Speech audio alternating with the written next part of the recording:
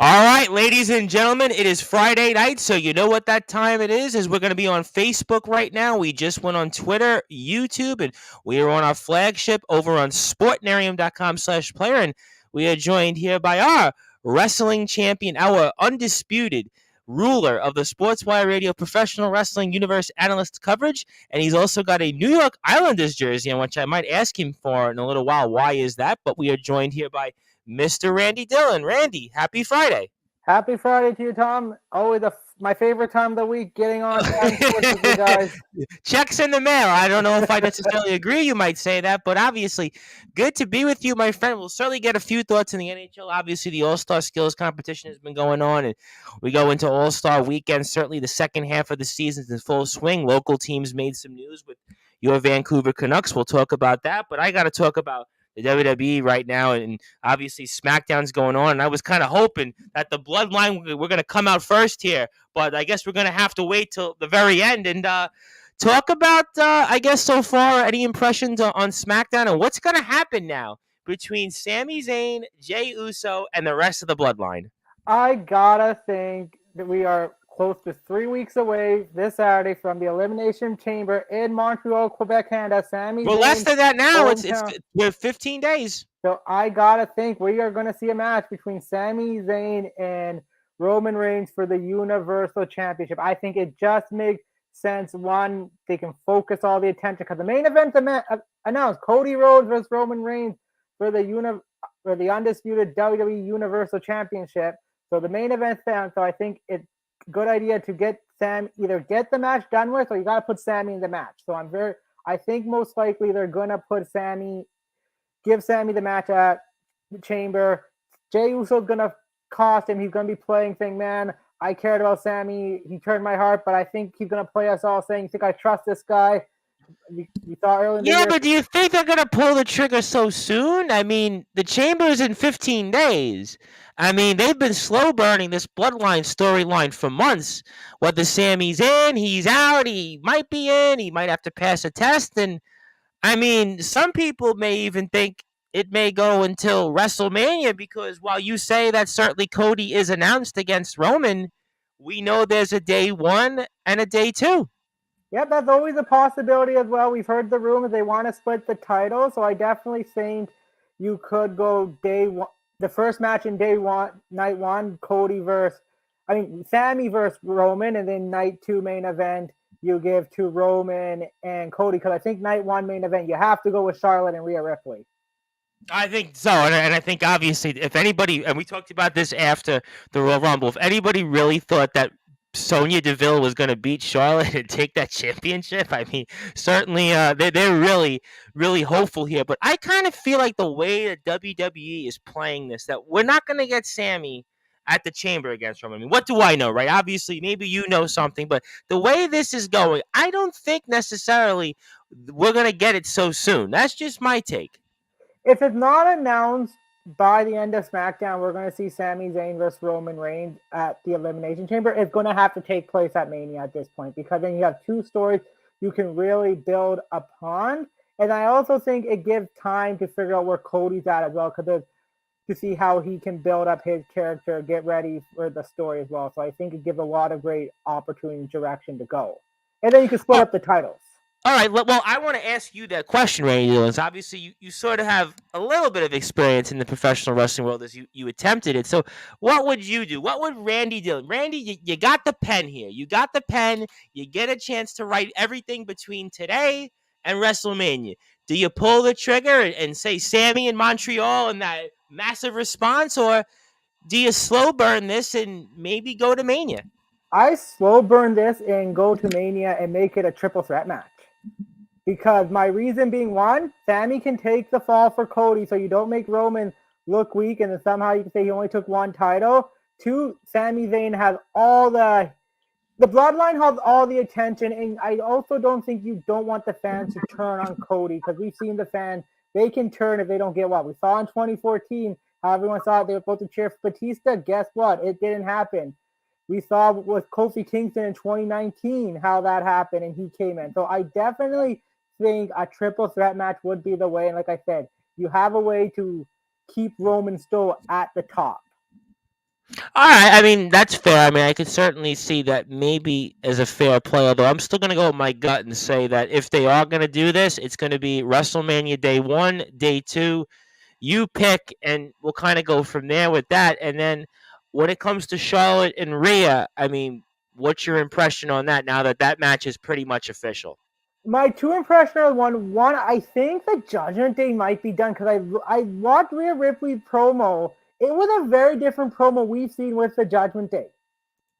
It was a You very think they're done though? Because I think we still see this whole situation with Beth. Beth is still not done yeah. with Rhea. We've got obviously everything that's going on between the Mysterios. If you caught SmackDown, I mean, you really think they're done as a group or going toward that direction? I just had that weird feeling because that promo, there was no talk about how the Judgment Day brought me up, how I would know her, how she pretty much said 2 years ago, Charlotte took me down, and I want to take her down now. But and I also Well, think that I will say this tonight on SmackDown. If you caught it, there was a reference that Charlotte won the Rumble in 2020 yep, to get the shot at Rhea. So my inclination was, well, Rhea's won the Rumble, and we're going to get the reverse. exactly, that definitely it. But I could be wrong with the Judgment Day, but I definitely think if the Judgment Day continue, they're definitely going to have to make some changes in that because I think Rhea Ripley the leader in that group. I don't think Finn Balor controls that group as much as Rhea Ripley does. That's why I think Well, they're I going to. think Rhea in the past, let's say 4 months or so, has really come into her own here with this. Where I think if you would have said, well, months back, Edge was the leader of this, and then obviously when Edge went down, Finn was the leader. But I would say right now at the moment, Rhea is the leader of that group and kind of usurped Finn Balor. That I would agree with Yeah. in the past few months based on where we're going. No, exactly. So that's why I think Rhea Ripley has taken that mantle to lead the Judgment Day. And I think that would definitely be the case in that sense, where somehow you kick Finn to the curb and then you do what you do with Finn. Unfortunately, the guy can't catch a break in WWE no matter what he does. He's But never caught a break since he's come up to the main roster, and exactly. That's why it's like, I do have to ask you though about this whole Mysterio versus Mysterio, and the latest twist in this was basically we saw them at a I guess right before Fox is having a NASCAR event here coming up to kind of kick off the NASCAR season here Sunday night, and they kind of intertwine that in there with some of the guys, obviously the New Day and some other people. I mean, what are you making of this whole Mysterio versus Mysterio situation? I'm looking forward to it because I think it's definitely a chance to really elevate Dominic. But from what I heard, the reason why Rey Mysterio didn't come, he actually injured himself. So I think the question Oh, is his health, how his health is going to plan. Because I think if you're going to have Mysterio versus Mysterio, you definitely got to have it at WrestleMania. We saw the Owen Hart versus Bret Hart at WrestleMania, Undertaker versus Kane. They obviously should have done Cody versus Goldust at WrestleMania, but Vince did his thing. But I yeah. definitely think if you want, when you have such an emotional feud that really can grab the audience attention, and Rey Mysterio is a fan favorite, Dominic just became a perfect heel. It has to be done on the biggest stage. All right. I mean, and obviously we see that Ray is on SmackDown, Dominic is on Raw. So maybe you know something that we don't know here on Sportswire Radio, and I want to talk about obviously Bianca Belair and what do you see happening there? I mean, obviously we do know that. I guess we're finally going to get Becky and Bailey coming up here Yeah. very soon on Raw. But I mean, who do you think gets the shot against Bianca? Obviously, we still have a chamber ahead and such. Give me your impressions there. I'm going with Asuka. I think there's no other person at this time because Not one, Carmella coming back. We saw that Carmella Asuka kind of a twist there. You yeah, don't think Carmella gets it? I think Carmella definitely deserves a chance. Like her first couple of runs in WWE, they really haven't worked out. I definitely she deserves a chance. But I feel under Vince McMahon, Asuka never got that push. Where in NXT, we saw she was the face of NXT for the time she was there and really helped carry that brand. I really think Asuka deserves a chance to show she's one of the elite women because I always feel Asuka's been kind of second pushed in the women's division underneath Charlotte, Becky, Bailey, Sasha Banks. I mean, listen, Carmella, I guess depending on how you saw her run with R-Truth, that certainly was interesting. She did have a run with the title for a little while, I believe, on SmackDown. I mean, she's had the tag titles with Zelina. I mean, she's had an okay run. I wouldn't say it was Mandy Rose on the main roster, but I wouldn't say it was also that first class there. And kind of like you said, Charlotte and Becky and Bianca, Alexa Bliss, I would throw in there, and also Bailey as well. I mean, so speaking of that, then Becky and Bailey. I mean, are we going to continue to see this going to Mania, or where is this going? Because I feel like this has been going on, and I mean, I'm all for slow burns, Randy, but I'm eventually looking for a finish here. Yeah, I think it's time to finish it. You finish it on Monday, you move forward at this point, and I also think as well, there's really no big like. What are you doing with Becky Lynch at WrestleMania at this point? Like, I don't really feel they have an identity now, unless they decide to flip a 180 and pull the trigger on Ronda Rousey versus Becky Lynch. We've been waiting for so long, but I don't think the timing's right for that. And the only other thing I could think of is I'm gonna throw something totally out there because we saw some sort of seeds planted there. This whole thing with if you've been following Twitter, and also was kind of tied up on Raw a little bit with Seth Rollins and Bailey, and we see that Logan Paul and Seth Rollins had some issues. If you were going to go down that route, maybe a mixed tag match between Logan and Bailey versus Becky Lynch and Seth Rollins. I mean, would that be if you were going to go the slow burn route? I mean, that would be. I Yeah, mean, you what do you could make of go that? this. I definitely think you can go a slow burn on that or to see, but and I definitely think Bailey's definitely someone can help develop more of Logan Paul's character by Well, working that's the why I two throw it out together. there. There's kind of some similarities there a little bit. I mean, I could kind of see that being a match where maybe if you're concerned about Logan Paul getting injured again, and you want to have him fresh in the high spot, and you get to be able to showcase the match. It's kind of an attraction match anyway. It keeps everybody kind of still a big deal for a storyline. It's Los Angeles. I mean, Logan Paul's got some celebrity. You can put that there in a nice spot, maybe even the first or the second day of the card. I'm just throwing it out there. I mean, I have no idea where we're going I to go think with that that. would be a great idea, to be honest, and I wouldn't be surprised that happened because again, what do you think? Because I think Logan Paul has shown he can put on a match. We know that, but I think for him, the thing that I think we learned at Crown Jewel was can Logan Paul put on a long term match? I still think he needs some working with that because with Roman and him, there was a little bit showboating in that match, and the Bloodline Yeah, had to take. I definitely think you're right on that. I mean, I do think that he's shown flashes. I don't know if I would want to see him every pay per view, but I think that that could be one way to look at if you wanted to do that in attraction. Obviously, you've got some big star power there. Yeah. Logan Paul certainly brings a lot outside from the WWE. And I have to ask you because I think we touched upon it toward the end of our show with some of the guys, the Pipe Bomb Wrestling Podcast guys and the Wrestling Championship Entertainment Stars about Austin Theory because we saw this whole thing that was set up with Austin Theory and MVP and Bobby Lashley Spears MVP and I mean, where are we going with this? I mean, are we seeing Lashley and Lesnar now? I mean, are we getting Fury interjected in this? Or, I mean, where is this all leading? If you want to interject Austin Theory into Bobby Lashley versus Brock Lesnar, I feel bad for the guy because he's just going to be literally punches and bruises, maybe broken in half. I think they're putting Lashley to in the chamber one to get more out of the Brock story between before him and Brock go to WrestleMania. But I Right. don't think you can put them in a match that quick without that much advertising. You want the big star. But I honestly said, as I keep saying, I honestly think we're going to get Austin Theory versus John Cena at WrestleMania, the passing of the torch match. Austin Theory, in my eyes, has shown he can be the future of WWE as one of the top heels. He still have some ways to go. I think a win over John Cena definitely puts him up the rank more, and you can still develop his character a little bit more.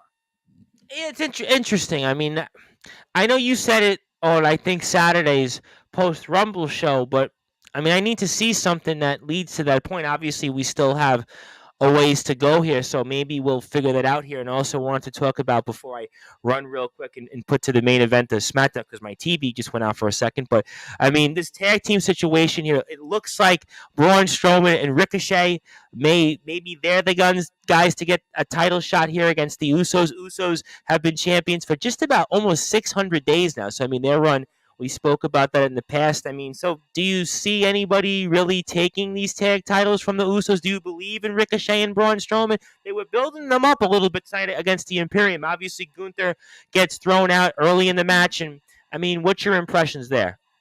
My, I like the tag team, but I really thought we were. There were some good spots in that match. It was It was surprisingly for an really opening good, match. but It was I a good match.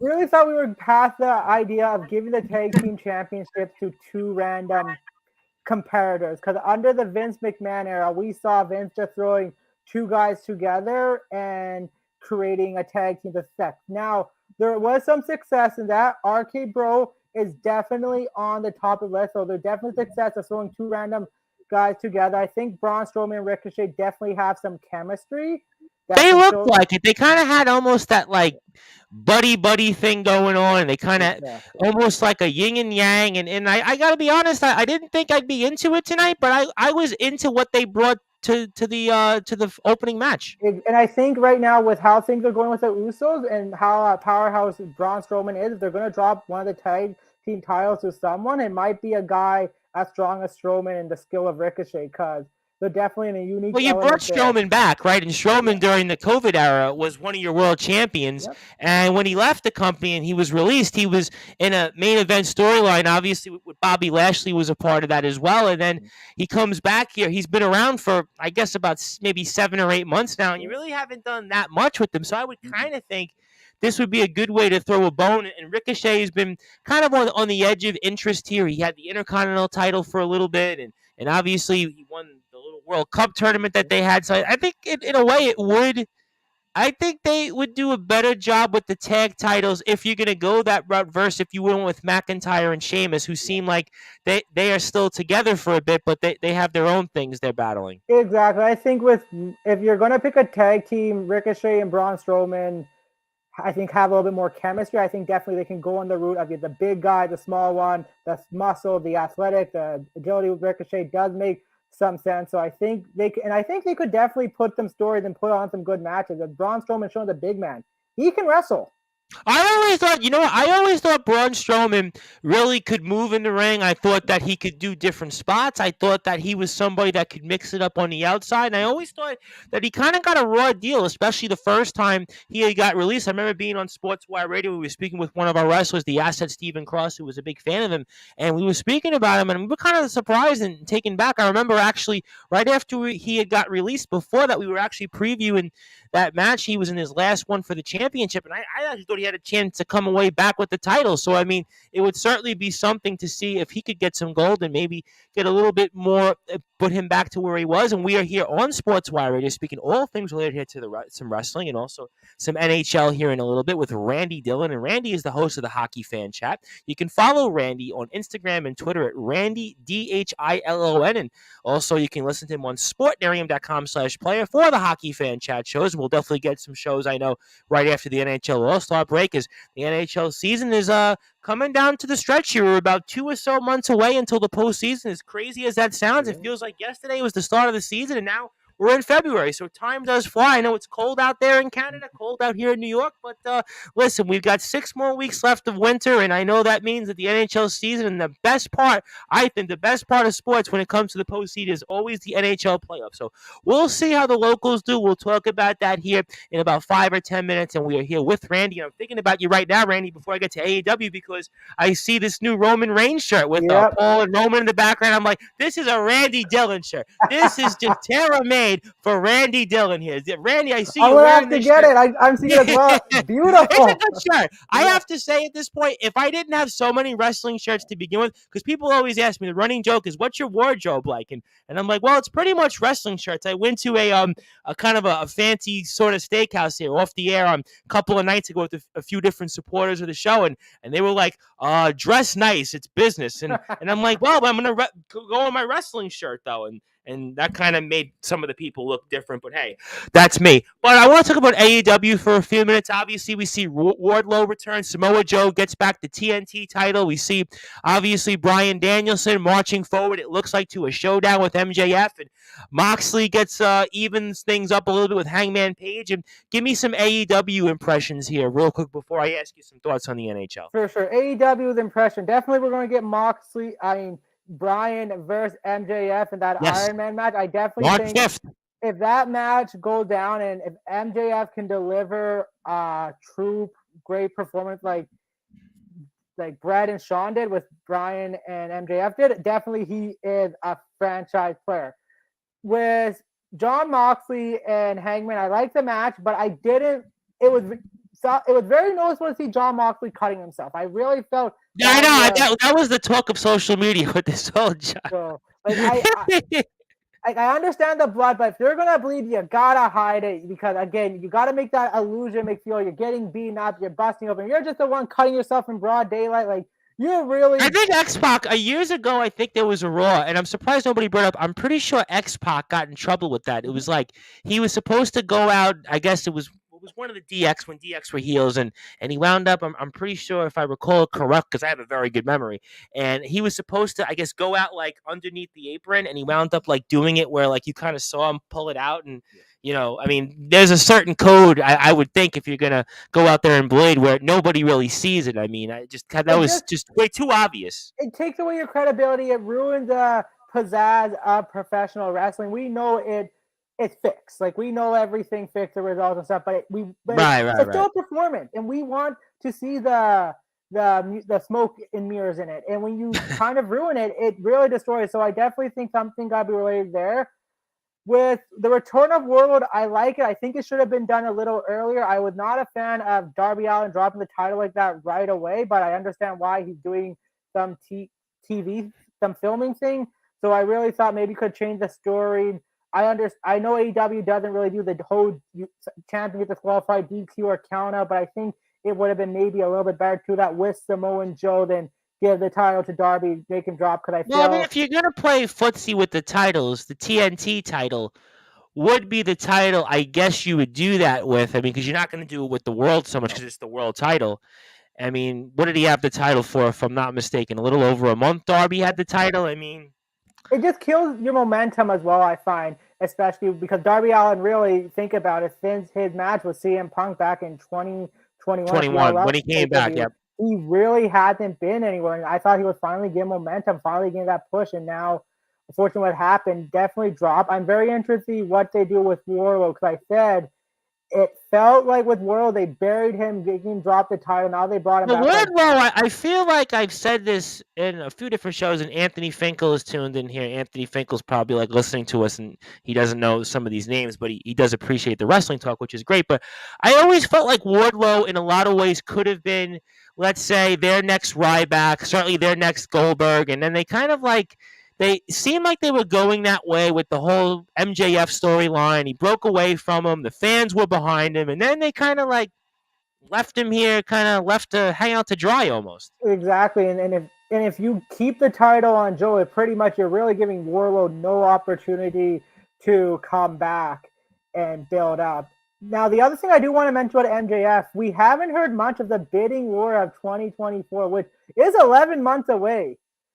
So the one thing I'm going to mention there, if we don't hear much I'm about that, I am guessing in promos, I'm guessing negotiations aren't going well at that point for him to remain Yeah, in but AEW. here's where I'm gonna slightly disagree with you on this because they put the title on MJF, right? They put the title on him not too long ago, and usually you don't put the world title on somebody that you think is gonna leave the company less than a year from now. No. No, there is a point there to make. You don't put the world title. I know we're both kind of glancing on SmackDown right now, seeing what the Yeah, hell's Sami happening. Zayn just came out. Sami, Yep. exactly. So we'll see what happened there. We'll definitely have to take a look back at that. But it is interesting what they're doing there. Now, I guess it all depends on what happens on March 5th.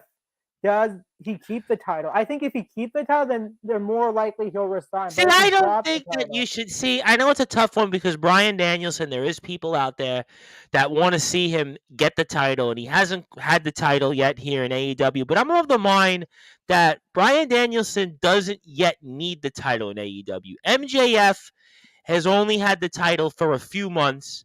I mean, if you take the title off him, where do you go from here with MJF? So that's kind of how I kind of take a look at this. What do you think? I think you agree. Where do you go for MJF? And pretty much, are you riding his pink slip out the door?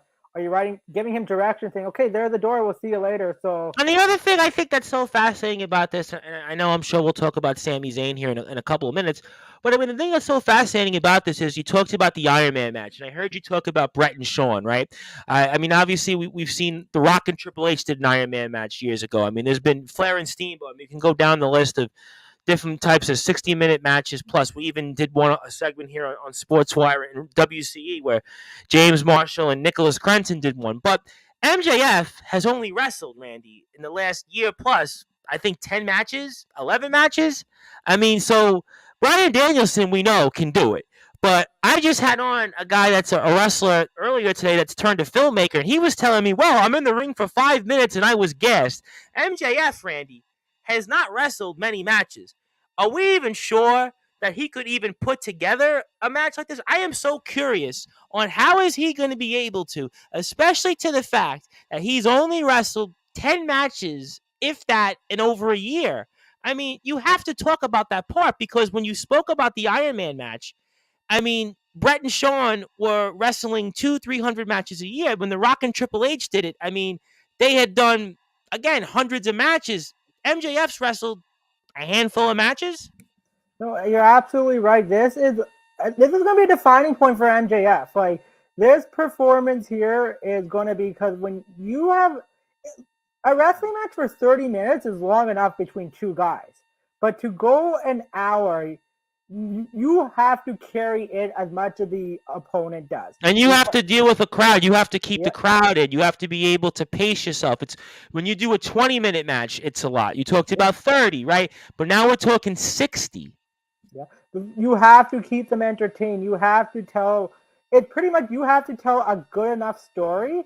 And I honestly think how they're planning is it's not going to be the Iron Man match like The Rock and Triple H did back in Judgment Day. Nothing like John Cena and Randy Orton did in 2009. Yeah, good point. I forgot about that one. But that was a no disqualification, so they had a lot of different angles where they could. They'd also been in the ring together. There's certain ring chemistry when you speak about these different names, Cena and Orton or MJF and Daniel Bryan Danielson. They don't have that. I mean, Anthony Finkel saying 5 minutes on the treadmill and I'm gassed. Well, that's why you're not in the ring, and that's why you're here watching us on Sportswire Radio, probably writing notes on a napkin. But the fact of the matter is, I mean, this is I don't really know the angle here again because The Rock and Triple H had a long history of wrestling each other. Brett and Shawn were basically the equivalent of eeny, meeny, miny, mo when it comes to the Mount Rushmore of wrestlers in the 1990s. But MJF, again, I just told you, wrestled 10 matches. And that is really going to, and I think the big thing's going to be, this is really going to be, I think, maybe a defining moment in AEW wrestling history as well, because I think because there's so many superstars, not enough time. I think they're finally doing house shows that I think definitely would. Yes, they're doing them. In fact, they're starting, if I'm not mistaken, where AEW was in Dayton. I think that's where they're starting. I think that's in the middle of March, if I'm not mistaken. I think that's past the pay-per-view. So that definitely is going to be, if there's going to be sloppy work, bad performances.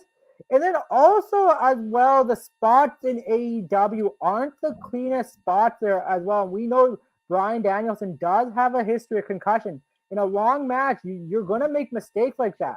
And it's up to your partner to save you. Or well, even Kenny Omega, right? Kenny Omega, we know his history with injuries. And CM Punk, who I guess is in or out. I mean, there's a number of them that certainly they put their bodies on the line. Samoa Joe's another guy that's had some issues. So there's no question that AEW roster has had some stuff in vertical, because I will go to the NHL in a second. But what was your impressions of the end of SmackDown there? I thought it was great. I'm glad we saw Sammy attack. I'm glad. I didn't have my volume on, so I'll have to watch back. I don't think a match was announced they didn't announce anything for Elimination Chamber, so I'm thinking it's going to get dragged on a little bit more past. We might get a match at Mania. I told you, listen, I don't think you jump in. I want to give a shout out to a very good friend of mine, Jimmy Gorman. Of course, Jimmy I used to sit with in New York Islanders season tickets when I had them back when the team played in Brooklyn. I know Jimmy's out there at the UBS Arena. We'll talk about the Islanders in a second here for Jimmy. I think Jimmy will be curious about our thoughts on the Bo Horvat trade and Anthony Beauvillier, so I definitely will talk about that here very shortly. But yeah, I think Sammy, from what I saw so far, because we only have 2 more SmackDowns, I mean, I would be surprised here. And Anthony Finkel asked, I guess, kind of the casual fans question before I get to Bo Horvat for Anthony Beauvillier in draft picks. Logan Paul going to UFC. I don't see Logan Paul going to UFC. I think that's a fat chance, honestly. No, I don't. I think for him, with going in WWE, there's a lot of different aspects. But at UFC, listen, you're gonna get hurt. There are more people. He's going right into the wolf. Listen, we had on Luke Leyland earlier today, a UK wrestler turned filmmaker, and he was telling me, well, Tom, I trained to be a wrestler, and I was just doing boxing training, and I watched some of these guys do combat sports, and, I was gassed after a few minutes. So can you imagine Logan Paul, kind of a YouTube personality who got injured already when he was in the ring wrestling, to all of a sudden now become in UFC? I mean, listen, I mean, if he does something like what Tyson did in 2020, where it's a staged fight, all right, maybe, but I think that's going to be a fat chance. Oh no, exactly. And I actually go back to a fight UFC fight CM Punk was in. The Yeah, both two CM of them, Punk, if I'm not two of mistaken. them. One ended in 217, and the other one, the guy literally embarrassed him, made it a little bit of a show. And I gotta think some of these UFC guys are probably like, "What the heck? This guy just comes in and take our spot." I think that's a fair point, because it was one thing when Brock Lesnar had did it. It was another thing when Bobby Lashley did some MMA, but it's another thing when you see guys like Logan Paul and CM Punk who don't quite have the physique to be able to go out there. It's totally different being, and again, and Luke explained that to us earlier today, being a professional wrestler and going into that environment versus, let's say, going into the boxing world or certainly the MMA world. It's a totally different environment. There's different things and different training, different techniques, and I don't quite see Logan Paul doing any of those things, and certainly the paycheck he's not going to jeopardize with the WWE. So I think right now we'll see what he does here. But because I do want to speak to you about it, we got a little bit of time left before the rest of the Sportswire guys come on here. The New York Islanders made a trade that I think a lot of people were, I guess, kind of surprised of, and I don't know if you'd call it a Hail Mary. I don't know if it's for next year. I don't know what you'd want to call it, but what did you make of Bo Horvat for Anthony Beauvillier in first-round draft picks? I mean, give me your impressions from both teams' end of it, and what do you think going forward? For the Canucks, they had to do this because it doesn't look like they're making the playoff. They're a mess up front. I think Bo Horvat realized he's having the best year of his career right now. The value's high. Exactly, and I think that when they signed JT Miller, he knew his time in the organization was coming to an end. That they felt they made an effort to really give Miller what he wants, but not what he wants. So I think it just made sense for him to trade. The interesting thing about this, I was talking to Chris Pizzea about this. Yes. Is this going to be Thomas Vanek 2.0 for the Islanders? That was Vanek for Matt Molson, right? And it was a first-round pick. And a first-round pick that in the draft as well. So I definitely... And Vanek played, if I'm not mistaken, 40 games with the Islanders? Yep. And there was no chance of him resigning with the Islanders. So I think for the trades are always when you do these trades, they're very interesting. For the Islanders, the hope is Bo Horvat will help the power play. He'll take pressure off Barzal. He'll definitely kind of even out the lineup because you have some depth now in the middle. But I also think the struggle might be for him. I was telling the guys, Vancouver, he had some decent wingers. He had guys like Connor Garland, Tanner Pearson, Tyler Toffoli. With the Islanders, they do have some decent wingers, but I feel like Nelson and Lee's going to be playing with Barzal. So who you're going to really... I mean, Nelson probably is a slightly better winger, I would say, at this point than Lee, for different reasons, size, what he can do with the puck. But in terms of Horvat, you got to play him with somebody. Yeah, exactly. But I think the big thing going to be for the Islanders, if they don't get him locked up, I really think... To me, they're not... I don't see them making the playoffs this year. I mean, mathematically, their odds are, 13.5% or 14%? I mean... I actually was looking at that, Tom, and they actually have a lot of matchups against teams like, I think the Sabres, the Penguins, they still have a few matchups. They still have the matchup against the Capitals. They haven't played Pittsburgh as much this year. Yeah. They played, two more games with Pittsburgh? Yeah, so they definitely have some...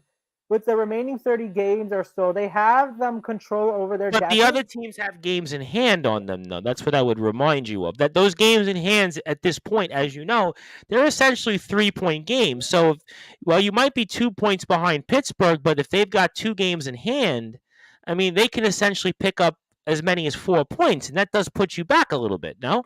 It does, and I think the one thing the Islanders might have that Pittsburgh, Washington, Buffalo, and Florida do not have is the goaltending. I think that might be... Yes, I think Sorokin keeps them in a lot of games. I think that's why they're even within remotely a chance, is because Sorokin has played extremely well, and the Islanders are 2 points behind the Penguins. Penguins do have 3 games in hand, also in the mix. The Buffalo Sabres, who, again, I think they've been really one of the big stories in the NHL this year.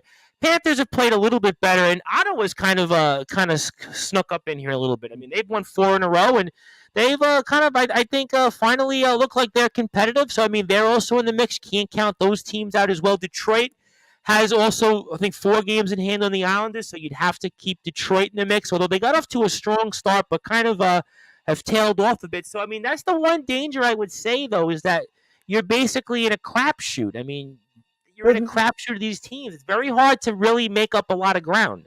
There's no room for error for the Islanders. I think that's the big thing. I still think they need to get a winger. I know I was hearing Vladimir Tarasenko was in the mix, but That's now a name Islander fans have wanted for years. But the thing is now the team, remember, doesn't have many prospects because the few years they gave up prospect to get the life. Yep, Palmieri, and now it's like and they're signed to long-term contracts well, so you got to get rid of that money as well. So the Islanders, I don't think are going to get that winger they want. So my concern is 11, 14, and 5 the last 27 games. You got off to the 14-8 start, but you haven't put it together. So realistically, last 30 games of the season, you're going to have to win probably 2/3 of your games, because what do we always say? The magic number in the NHL is about 94 points to get into the post. It's always that 94-point number. So the Islanders are really going to have to go, like I said, 39 points in 30 games. So that means you're going to pretty much have to play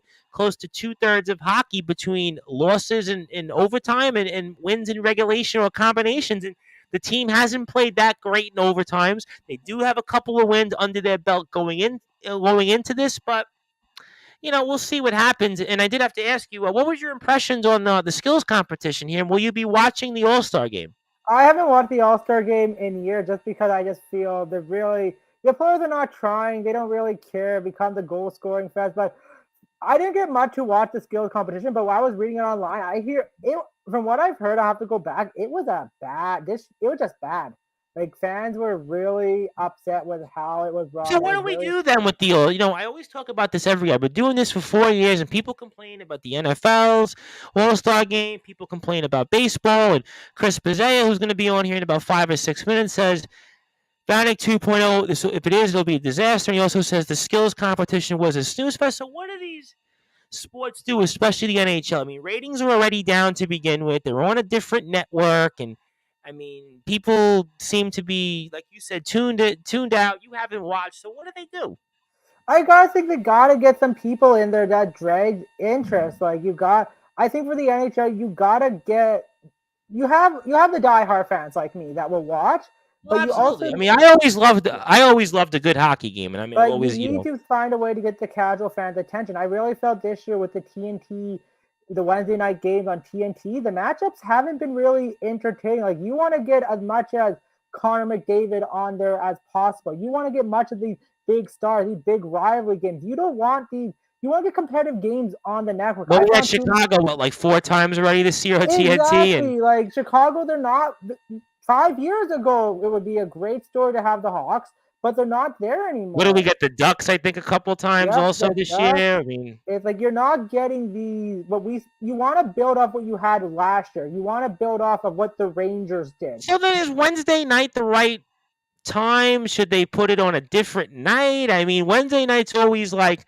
I mean, I know. Listen, in the old NBC sports days, it was usually, I think it was Thursday night. We had one Wednesday night game, and then we had a doubleheader sometimes Thursdays. And I did feel that NBC Sports did a far better job with the NHL, because you almost did get games multiple days of the week. You had the NBC games later on in the season, but with TNT and ESPN, I know the package was broken up, but I don't know. I mean, you're just not getting that big plus angle of it, and you're not getting those big games. You're not getting the big names on the market. Like, I think there was a Nashville and Toronto game, which is great, but again, Nashville is not a market that's gonna catch the. Well, Nashville has a phenomenal fan base. They do, but like, I think, like, for them, they really have to look at some of those bigger markets to get the attention. You gotta get those bigger stars. Like how many times? Like, you said Chicago. Well, Patrick King's been hurt all year.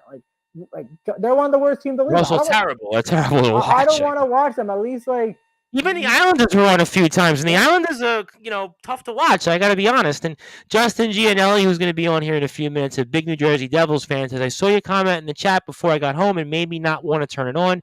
Usually this stuff is fun. The NHL puts too many games on ESPN Plus. I agree with you. Not everyone has that. If you want to showcase the league, it's got to be on regular ESPN. And I would even say more games on ABC. What do we get, like 8 games on ABC? I mean, there has Yeah, to be some type of better package. one thing I remember what NBC used to do Sunday after in January. You would Sunday get the 12:30 p.m. Eastern time or 3 o'clock game. Yep. exactly, and Sunday. Then I thought that was always brilliant because football just and people usually don't know what to do with the Sundays. Yeah, It the was hockey great. night, hockey in America. You Yep. had that, the hockey day in America, and then you had kind of like a set schedule. And I mean, I used to always, again, this is when I was a season ticket holder. I used to always get motivated. I loved the NBC coverage of it, but ESPN, I mean, and And I TNT. and I think I don't mind having Gretzky on the panel. I don't have having Mark Messier on the panel, but you need someone a little bit more like the charisma's not there. Like I think one thing that really made hockey big in Canada was Don Cherry's charisma. Now I Sure. know he's controversy with some of the comments, No. but his charisma, I think it was stood out to people watching, like how he brought. I think they need to get. Well, and he also fed well off. What was his name? Was it Ron? I'm trying to think. What was it? Yeah.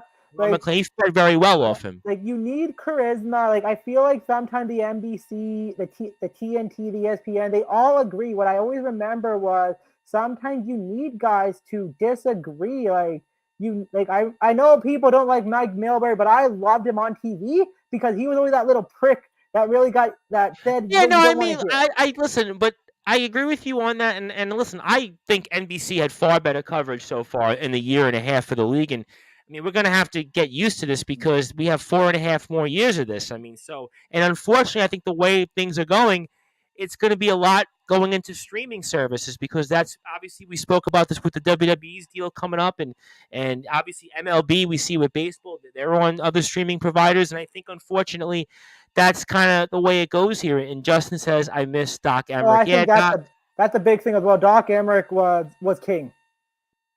I mean, I don't think we really have a voice. I mean, Steve Levy's okay. I mean, Brendan Burke is not bad, but you don't have that flagship. In the NFL, you had Al Michaels, or you had before that John Madden, Pat Summerall. You had different people that you could identify with the sport. Baseball, you had Vince Scully, or you had Bob Costas, or Joe Buck for your national telecast, whether you like them or not. The NBA had Marv Albert, but right now in the NHL, they don't have that necessarily. They don't have that. I think that there's a big Jim Ross. Jim Ross was there and how much he did there. So definitely like you have that recognized Canada. We had Bob Cole doing phenomenal jobs out here.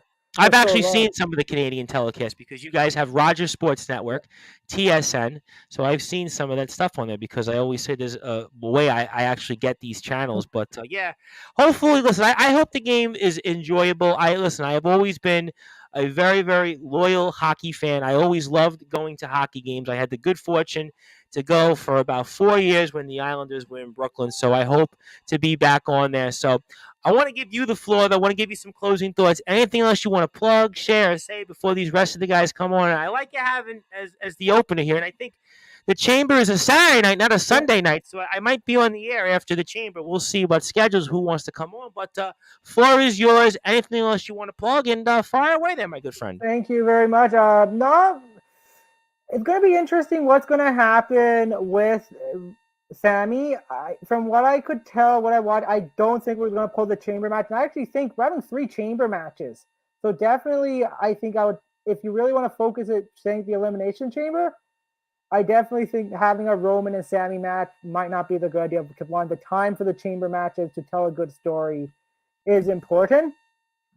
With the NHL, and I wouldn't have Cody on the card, by the way. Yeah, no, I agree with that as well. For the NHL, especially with the Islanders, if it's a Thomas Vanek 2.0, Lou Lamoriello is done. I don't care what you say. What did I say? I think, in fact, I had a soccer coach asked me this very briefly. I was on the air Monday with one of our colleges, and he was an Islanders fan. And he goes, "Oh, you an Islanders fan?" I said, "Yeah."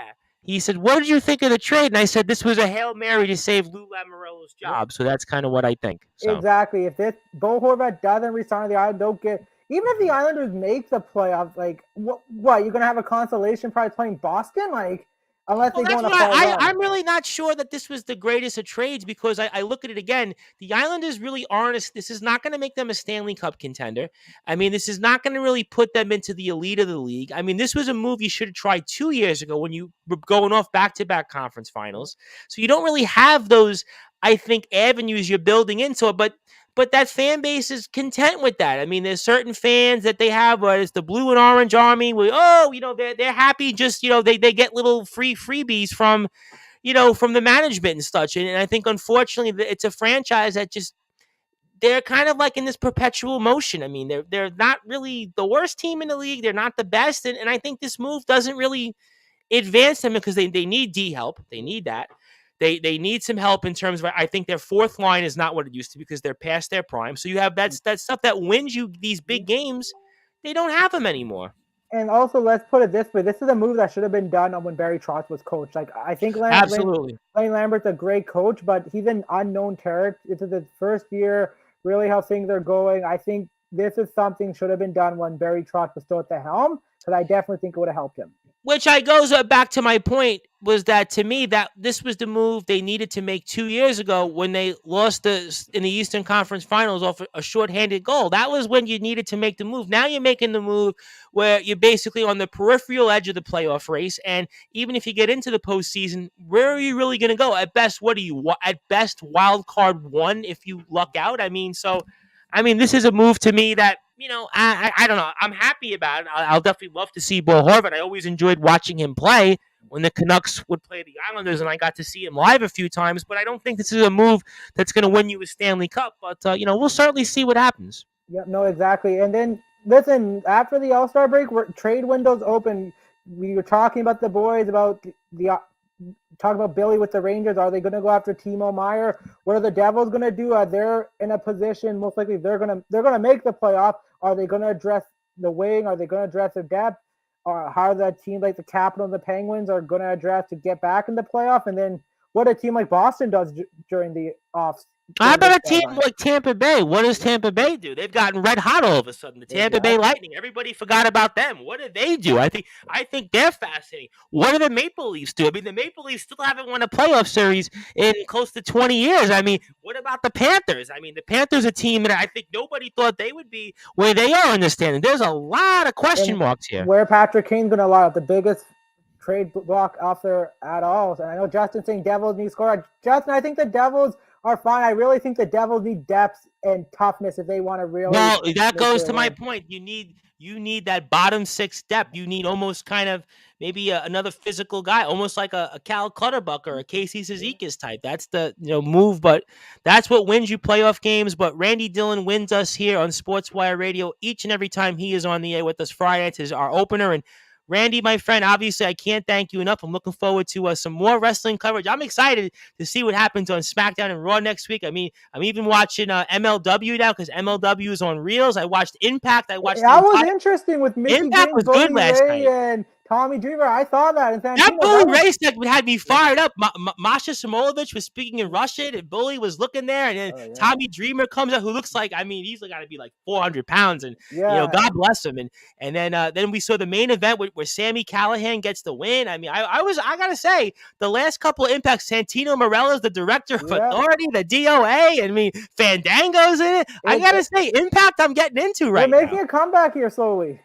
And Impact's coming to Canada, by the way. They're coming. I think it's No Surrender and Rebellion, if I'm not mistaken. So hopefully that's near me. I'll have to go check that out. Well, Toronto's not near you. Of course, it's Toronto. I know. Well, because Anthem is from Toronto, that's why they're doing that. Well, right? But still, Impact. I'm excited about Impact and MLW. Listen, it's a great time to be a wrestling fan. NXT tomorrow, Vengeance. NXT first time they're out of the Performance Center in a long time. You've got MLW on Reels after NXT on Tuesday. Impact on Thursdays. I mean, I am fired up for wrestling. Randy, like I said before, when I went to this big fancy steakhouse, people were spending $200-300 on steak. There was little old me with my wrestling shirt on. They were like, "What are you doing here?" But thankfully, people, we have a lot of friends on Sportswire. They didn't kick us out of the place, and the steak was good. But Randy, you are just as good, my friend. Thank you as always. We cannot wait to speak with you next week and looking forward to it.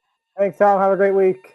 All right, and that was Randy Dillon here, our wrestling and NHL analyst, as we are getting ready for the rest of the Sportswire radio team to speak all the latest happenings here in the world of the NFL, the NBA, plus much, much more. And my name is the Reverend Tom Bryce. If you like what you hear from us on Sportswire Radio, give us a like on Facebook at Sportswire Radio, YouTube at Sportswire Radio, and we are here just in the nick of time. That is Justin Gianelli. Justin, obviously, the host of the Baseball Banter Show. You can also catch him on sportnarium.com/player, which I was about to plug. And Justin, I'm sure we'll speak about in a little while some of the stuff going on with the new Brooklyn Nets and Kyrie Irving thoughts, and we'll get into all that. We're also joined here in the next time, Chris Pizzea. Chris is also with the Liftoff Jets, which we will have in the bag here coming up later this weekend. And also he is with the Talking Rivals show. Been enjoying some of their content, played it a couple times. And guys, how you doing here? I don't think I hear you there, Chris. Chris, you might want to turn your. Okay, Chris is going to get his mic working, and we'll see if we get him back on. Good to be with you, Justin. Oh, there we go. Well, we'll get him back on. But Justin, while we wait for Chris, I do have to ask you about Kyrie Irving because I saw it posted on some of the different spots. Yeah. And I don't think I'm going to wait for the brute force on this one. But what the heck is going on with Kyrie Irving? What isn't going on? That's the real question. I mean, you could say you're surprised, but you can't be surprised. I mean, this guy pulls something every year, and now it's this. It's the second year in a row a player requests to trade from the Nets while KD's injured. And it's not like the Nets were completely falling apart. I know the other night wasn't good, and they got their doors blown off by the Boston Celtics, but the Celtics have their number. They can't beat the Celtics. So you could say that this came out of the blue. But knowing Kyrie Irving the way we've known him since he's been here, he's just a complete wild card. You never know what he's thinking. And no, I don't know what he's thinking. This trade request is crazy because this is still a very good, top 4 team in the Eastern Conference, and he's choosing to just say, "All right, I'm out of here." Now it seems like they offered him a contract extension with stipulations in it. What that tells me is the Nets wanted to protect themselves from any time he wants to go missing, which is basically at some point every year. And, or he says something stupid or tweets something stupid.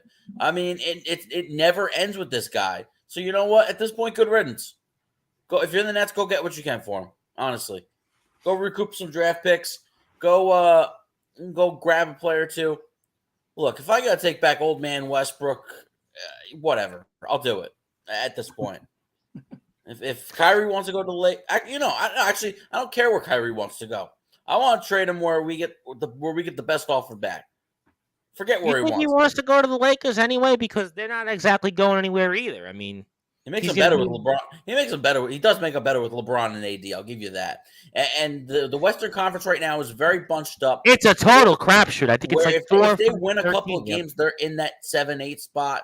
They could jump up very quickly. I think LeBron and AD, if you add Kyrie to that, I do think that changes things in the Western Conference quite a bit. All right. I mean, certainly we've seen obviously Phoenix and Golden State have not performed to what you might have expected in the regular season. There's certainly openings for a number of teams. Minnesota hasn't played as well. I mean, Utah has come back down to earth. So, I mean, there is certainly some stuff there. We'll get into that with the brute force, Brad Weiss. I'm sure he'll be here later on. And certainly he's out there at a basketball court probably freezing his tail off. But, I mean, I do want to talk about obviously the NFL here. And I'll wait for the brute force about Tom Brady. I'll definitely get into that, maybe get some thoughts on the Pro Bowl. But I do want to recap, obviously, our Super Bowl since we last left off. Obviously, we now know it's going to be the Kansas City Chiefs and the Philadelphia Eagles. Certainly, Eagles 49ers really wasn't much of a contest. Chiefs and Bengals, but I think pretty much what most people, I think, expected. So, Chris, I'm going to congratulate you first. Hopefully, your mic is good now, and that kind of wants me to. I heard you now, so I think we're good. and that kind of wants me to kind of talk about now the Philadelphia Eagles, who pretty much made short work of the 49ers. I know some quarterback injuries throughout the game, but Eagles looked really good. I mean, certainly I was a doubting Thomas along with a lot of other people. So congratulations, and talk about what it meant to you and some of the keys. Yeah, I mean, obviously, it would have been a much closer game if Purdy played the whole game. Obviously, with him going down and then, Josh Johnson coming in, he Turnover though wasn't. late in the first half, I think hurt the 49ers as well, and that kind Yeah, of put the game in yeah, another he direction. wasn't prepared to get into that game either. So, but yeah, without a quarterback being able to throw the ball like Purdy was the whole second half, they had no shot, obviously. But I thought, you know what, early on, you could see the Eagles defense was getting to Purdy with the pass rush. And I think it was just a matter of time before, I don't think, he probably would have thrown a couple of picks towards the end of the game. But I think it would have been a closer game, obviously. But I think Philly still wins that game. I just think right now that, when they're healthy, that's right now the best team in the NFC. I don't know about the AFC yet, but definitely the NFC. And then you could just see that they were just dominating both sides of the line of scrimmage on offense and defense. So it was, I think they would have pulled away eventually, but it would have been a much better game, obviously, because San Fran's loaded themselves. San Fran's no pushover. So Well, John Gonzalez, who I'm sure we'll hear from in a little while, I was having this conversation with him, and this was during the week, I think it was, and he was like, "Nah, it would have been at most like 38-14." He thought it didn't matter if Brock Purdy was in there or not. He was just very confident that the way the Eagles were playing, like you said, both sides of the ball, that it didn't matter that much. yeah, I listen. I thought either way that they win in that game. That's Sure. how I felt. But Absolutely. I don't think it was. No way did I think it was going to be a blowout. I wasn't. Maybe by 10 points. Maybe a 27-17 game. Maybe by the end. I don't know, but definitely not a big blowout the way it was. I mean, they caught the break with Purdy getting hurt. And obviously now he's out at least 6 months. He might have to have Tommy John, which would That's interesting. I mean, that's going to be interesting. We'll talk about that, I'm sure, with Mr. Brady news and when the Brute Force comes in. But obviously, some questions there with the 49ers because they have their own quarterback situations there. And I'll come back to you in a second. And Justin, obviously, we know you're on assignment last week. You were enjoying yourself, hopefully enjoying yourself in some warmer weather. But what was your impressions of the game? And obviously, Philadelphia making a quick work of the 49ers and returning to the Super Bowl here for the second time in 6 years. And they made a lot of Eagles fans very happy, like Chris. I think the biggest surprise is the fact that the 49ers defense struggled in this game. And I think a lot of that had to do with the fact that the 49ers offense just had absolutely nothing. And, once Brock Purdy went down, that was really it. But I thought the defense would step up a little bit more, and they really didn't. They killed themselves with a lot of bad penalties, especially on that that go-ahead touchdown drive that made it 14-7. I felt like that entire drive was all 49ers defensive penalties. And I don't know whether it was Kyle Shanahan or whether it was the replay team from above for the 49ers, but how do you not buzz down to the sidelines and say, hey, let's look at that Devontae Smith catch on that first drive? That was a 4th and 6 play. So that drive ends if that is overturned. So you talk about a game-changing play right there. I thought all around it was a bad performance by the San Francisco 49ers. Obviously not much that he could do with the fact that he lost both of his quarterbacks and he had to put in a quarterback that basically, can't throw. He had torn UCL. And we even saw Josh Johnson get a cameo in there. I mean, I lost count on how many teams at this point. I mean, I guess he's got to be a happy man because he gets it's quite the list. But then he goes out with the concussion, so you're forced to bring back Brock Purdy with the UCL injury, and he can't throw. And the Eagles were scoring at a rate where you needed to start throwing the football down the field, and you needed points quickly. Yeah, wasn't it 28-7? They on 4th down, they were running the ball. If I'm not mistaken, was it that late in the third quarter? They had no choice. Yeah. The quarterback couldn't throw the football. And I think this game will be the biggest example and the biggest talking point of the offseason because they're going to change. I think they're going to change the rules, and they're going to allow you to either dress 3 quarterbacks or what I wouldn't be opposed to is if that third inactive quarterback, he's flexible. If QB1 gets hurt, QB3 is allowed to go get dressed in the locker room.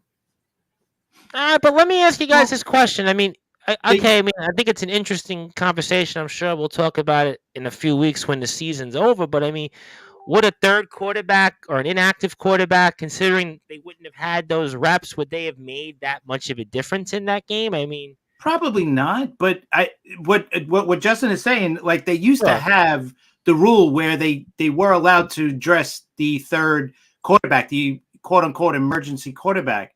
But then when the Players Association pushed for that extra player to be any player, just to have an extra player on the active roster, then it just became, all right, we really don't need a third quarterback. Let's just make it another special team or another linebacker, whatever, to help the team. So I think the Players Association kind of went against themselves in this situation.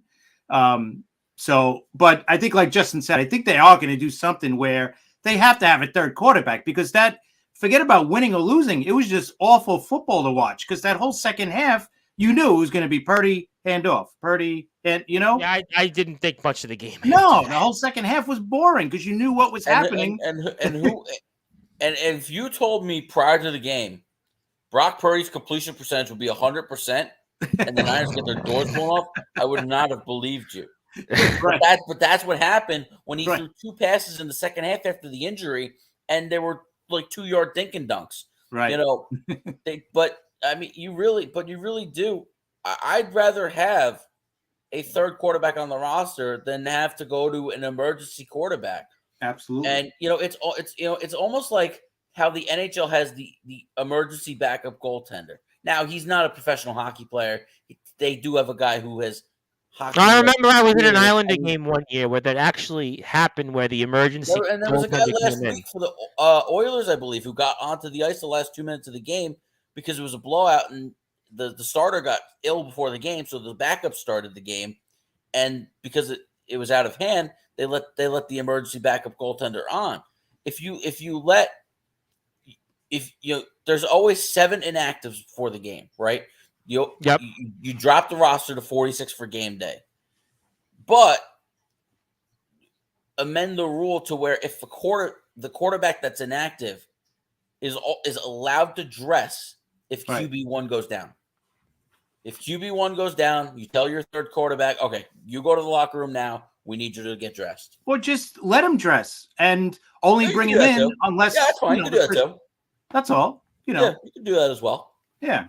I would listen. They should go back to that because, and I think the rule was when they had the emergency quarterback, the only time that the emergency guy would go in is if the first 2 guys were out, and then those guys were not able to come back in. I do remember that. Yes, that's correct. So now, and if you remember the reason why, remember when Testaverde got hurt that time, and they had to bring in the punter to play. Because I don't think he brought in Tom. Yep. Bill Parcells. It was opening day 1999. Right. Bill Parcells brings in Tom Tupa. Yep. Instead of going to Ray Lucas. Yep. Oh, and Ray Lucas, they should have went to anyway later on in that season because he won him a whole bunch of games, and it was one thing. I bet you all these years later, Bill Parcells will say that's one of his biggest regrets as a head coach was not going to Ray Lucas sooner because Ray was good and he brought them on a run late in that year. Yeah, that's the plan. They got to 8-8 after a miserable start. They were like 2-6 or something like that, or 3. And look, it was still a very talented roster from the 1998 team. Yep. It was just missing that veteran quarterback that gets hurt in the opening week, and who knows where that if that 99 team could have went 10-6 and made a postseason appearance. Who knows? True. So I want to ask you guys, because you talk about the 49ers, I guess I will speak about it because the Brute Force, I'm sure, will be here whenever he's here. So where does the 49ers go from here? Obviously, I'll get to the Eagles and the Chiefs. We'll talk about them a lot next week as well. But where does this 49ers team go from here?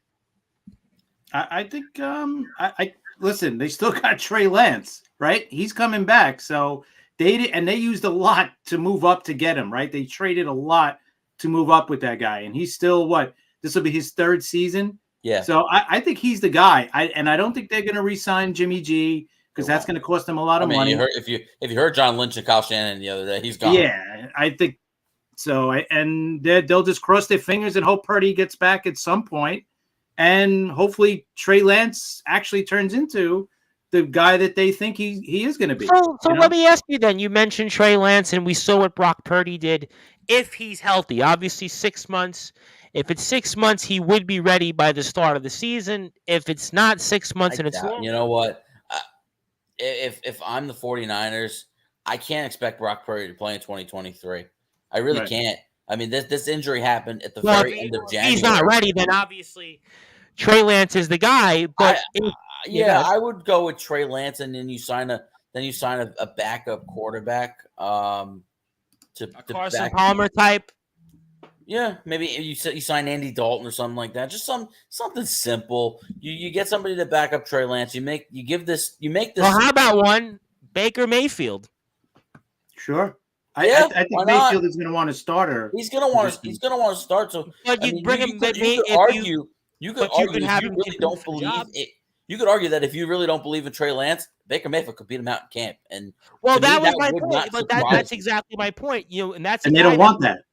Well, they don't want that. But I'm going to tell you right now, 49ers brass deep down inside know that Brock Purdy is their answer. They know that. And they don't want to admit it now because like what Chris said, they moved heaven and earth to go up to pick 3 and draft Trey Lance. Don't want to admit it. Right. But what they've seen out of Brock Purdy tells them all they need to know about who Brock Purdy is and what kind of quarterback he could be in the NFL. And what that tells them is that he's going to be their future. So we'll certainly find out.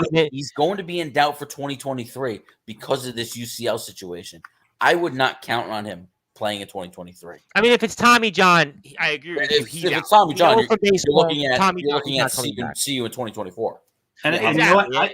I think the perfect scenario is that Trey Lance actually plays great this year, and Purdy comes back at some point, and then they're stuck at the end of 2023 with 2 quarterbacks, and then they could trade one of them. Like, let's say if they really like Purdy, then they could trade Lance for a couple of picks. Boost up his value too after year 3 if that happens. So I don't think this is a bad situation.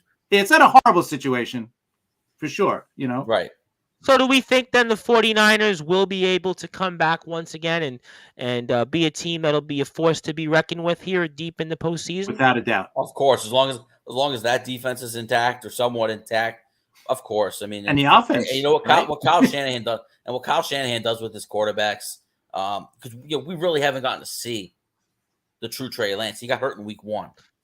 And he played sparingly in the 2021 season. So we really don't know. Trey Lance. That's the irony of it, right? That's the irony. And he was raw coming into the NFL, right? Because he sat out the COVID year in 2020. Right. I think he plays 13 at North Dakota State. 14. I think he has 13 or 14 games in his college career.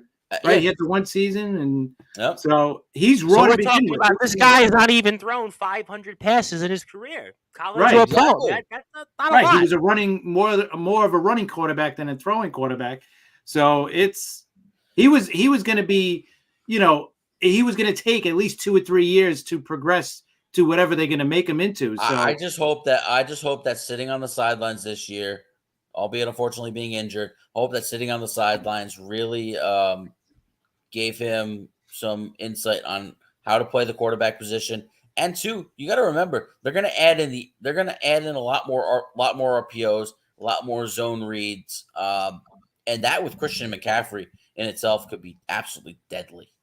If you think about it. I think him a full season in San Francisco, 49ers fans will definitely be happy. Obviously, 49ers had quite a run to get into the NFC Championship game. They had, I believe, 12 consecutive wins and got off to a slow start once again. After the trade, they went 12-1, I think. I was going to say they lost one game, and that was the first game he was there. He was there. He got in with like 2 days before the game started or something like that, and that was the only game they lost. I think they lost to Kansas City, and then they went on that, like you said, 12 in a row.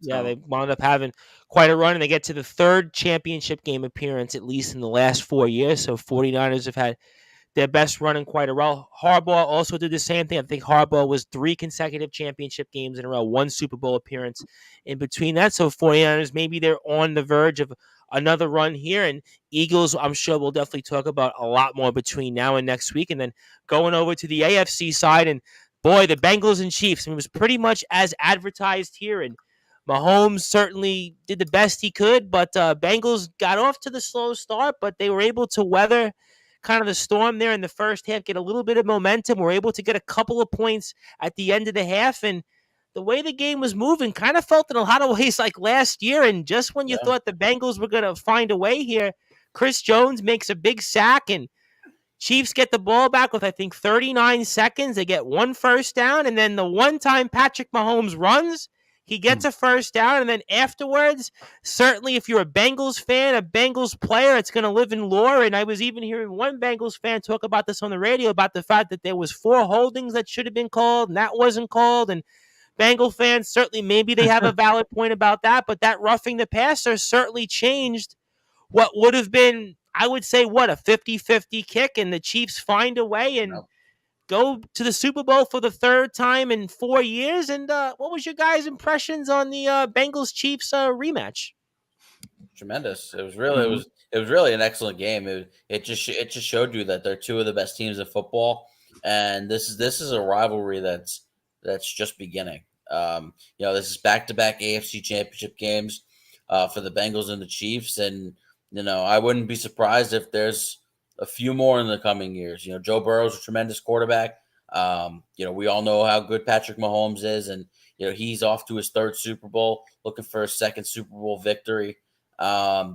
It's really a rivalry born here, and we're really finally entering like a true glory era of Bengals football. And they never really had that, at least. They had the Super Bowl appearance with Kenny Anderson in 1981. Boomer had one. Then Boomer gets them there in '88. I mean, they got into the postseason not too long ago. Yeah, they were good. They were very good in the 80s. Couldn't win a game, though. They were very good in the 80s. Obviously, the Carson Palmer / Andy Dalton teams with Marvin Lewis. Yeah. They were good, but they couldn't win in the postseason. But it feels like you got the right combination here with Joe Burrow and Zach Taylor. And, obviously, we'll talk more about the Chiefs next week in the Super Bowl. But looking at the Bengals' perspective here, there's a lot to be proud of, and there's a lot to be excited about still for the future. But there's also a lot of questions. They ran into problems again with the offensive line. They tried fixing it up in the offseason, but then the last couple of weeks, you lose 3 of your 5 starters, and it really came to. Yeah, Burrow was sacked. I mean, certainly. I mean, I know he was sacked a lot these last couple of years, but I mean, I feel like the problem really came to roost in that final couple minutes too, because they had a first down right at the 2-minute warning. They had that. I think it was the pass to Higgins. The 27-yard pass put them at the 34-yard line, I think, right? About the 2-minute warning? Yeah, 1st and 10 to 34. They let it run to the 2-minute warning. You're thinking, Joe Burrow's going to do this. I thought the same thing. I thought the same thing, Justin. He is one of those quarterbacks like Mahomes, like Josh Allen, where you just feel like when they got the ball, that they have command of the offense, and they're going. No, I think right now I feel more confident in Burrow than any of those 2 quarterbacks, because he does it all the time. This guy's got ice in his veins, college and pro. I thought they were going to win. I got to be honest. I thought 2-minute warning. I thought so too. And guilty as charged. I picked them. I ended up on the wrong side of both picks last week, but I picked the Bengals to win this game, and I really thought in that situation that they were going to win, but the offense just went backwards. The offensive line didn't protect Joe Burrow, and like Chris said, they gave him 39 seconds and a couple plays, and they had one timeout with the 39 seconds, right? It was one timeout, I think, if I'm not mistaken. One timeout, 39 seconds, and field position, yeah. Well, you remember you had the tremendous punt return by Sky. Yeah, they put them at what? Into the 40s. It was like the 43. Yeah, the 40-yard line, right? 42. Yeah. Yep. So, in a couple plays, got the 1 first down, right? They had the 1 first down afterwards, first down, and then Mahomes scrambles, gets pushed out of bounds. Late. The one time he ran the whole game, the only time he runs. And look, amazing. Look, I mean, you criticize the officiating all you want, because they had a terrible game, whether it was the stupid redo on 3rd and 9, and then Mahomes gets sacked on that 3rd and 9. But wait a minute, illegal contact on Eli Apple, first down, Kansas City. And then on that final play, the play that Mahomes gets pushed out of bounds by Joseph Asai, you could see the left tackle basically put him in a chokehold. I was going to say, you could have called a holding on that play, and still he gets down the field and makes that play. I think there was somebody said there was 4 holds or something like that. There were a lot of missed holding calls. That if you're Zach Taylor and you're the Bengals organization, you could certainly say you have a gripe with the officiating in this game, because I thought it was a poor job. I really did, and I just got it. It just gave you the feeling that the Bengals were up against it in this game. Unlike the first game between the Niners and Eagles, where I felt like the Niners were really doing it to themselves with these penalties. Both games there were a lot of penalties in the game, but I felt like the Niners were really doing it to themselves. Here, I felt like the Bengals were just getting screwed, honestly. And we're joined here by the brute force, Bradley Weiss. And it was funny, Brad, you were kind of being quiet in the referees, because obviously last week I went on a long tangent about, of course, our beloved Golden Eagles, who I had felt were certainly wrongfully screwed over by the referees. And I heard you come in there, and obviously we'll speak about how the guys did here this week with Plainview, JFK, Hawks boys, JV, and varsity teams. Unfortunately, our Golden Eagles are a little bit of a tailspin right now. Hopefully we'll turn it around. But, I mean, we were speaking about here Chiefs and Bengals. I'll get to Chris in a second, but what was your impressions of that? Obviously, interesting last couple of minutes there, just when you think the Bengals are about to win it. Chris Jones makes a huge play, and the Chiefs get the ball, and then they get 1 first down, and then Mahomes, the one time he runs, and then we see a roughing the passer, which would have made a 50-50 kick maybe in terms of distance, turn into kind of a chip shot, and the Chiefs kind of breathe a sigh of relief and return to the Super Bowl for the 3rd time in 4 years, the brute force. Yeah, it's quite impressive. What's up, guys? How we doing tonight? It's quite impressive. Certainly to see that the Chiefs are going back to the Super Bowl again. I mean, obviously that penalty, Tom, was a big time difference in that kick, being a longer kick and obviously a makeable kick here at the end. But, you guys talk about it here, you're talking about it already. There were a lot of plays before that could have been better for Cincinnati that led to them eventually winning. But you got to give credit to Mahomes, man. Like, everybody was counting him out. All of us except for you, Tom Bryce, picked the Bengals to win. And I was counting on Travis Kelce playing, and I know he was questionable. And I'm like, if he plays, they've got a shot. Well, all of us picked it. It was all because of that high ankle sprain, really, and we weren't sure about Mahomes' health. And for him to go out there and just gut it out and put out that performance, you see him struggling to run to the sideline, and he's still trying to find ways. And then, like you said, Tom, for him to actually run on that play and get out of bounds and make that play was absolutely incredible. That was buddy. I mean, listen, like I said, and I said to you guys last week, I know how it feels to have those injuries, and it's not easy. And you definitely think about things like, oh, well, maybe I shouldn't do that or I shouldn't do that because I know I'm injured. I got to be smart. But to Mahomes to be fearless in that situation, to run, to know that he has to make that play. And then, I don't know whether it was factual or not, but, people were saying that he was even smart enough to slow down a little bit because he knew the guy was right behind him to step out of bounds.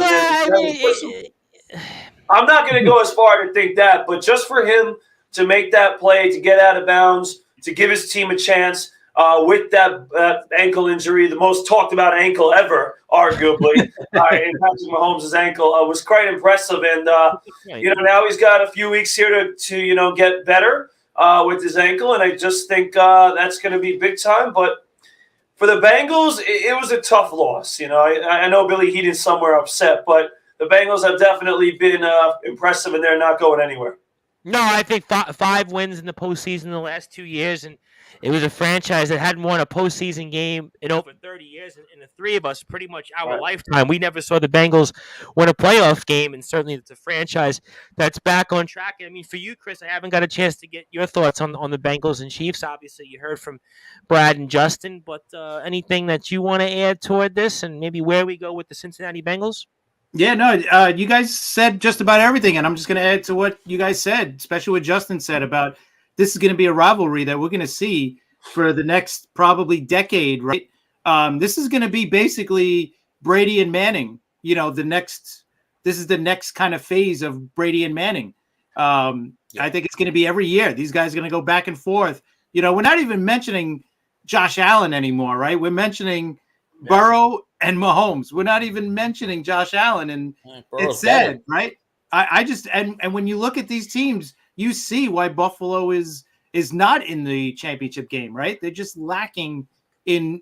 You could just see the teams, and I thought Buffalo was going to be there this year, but you could see where they are lacking defensively and offensively.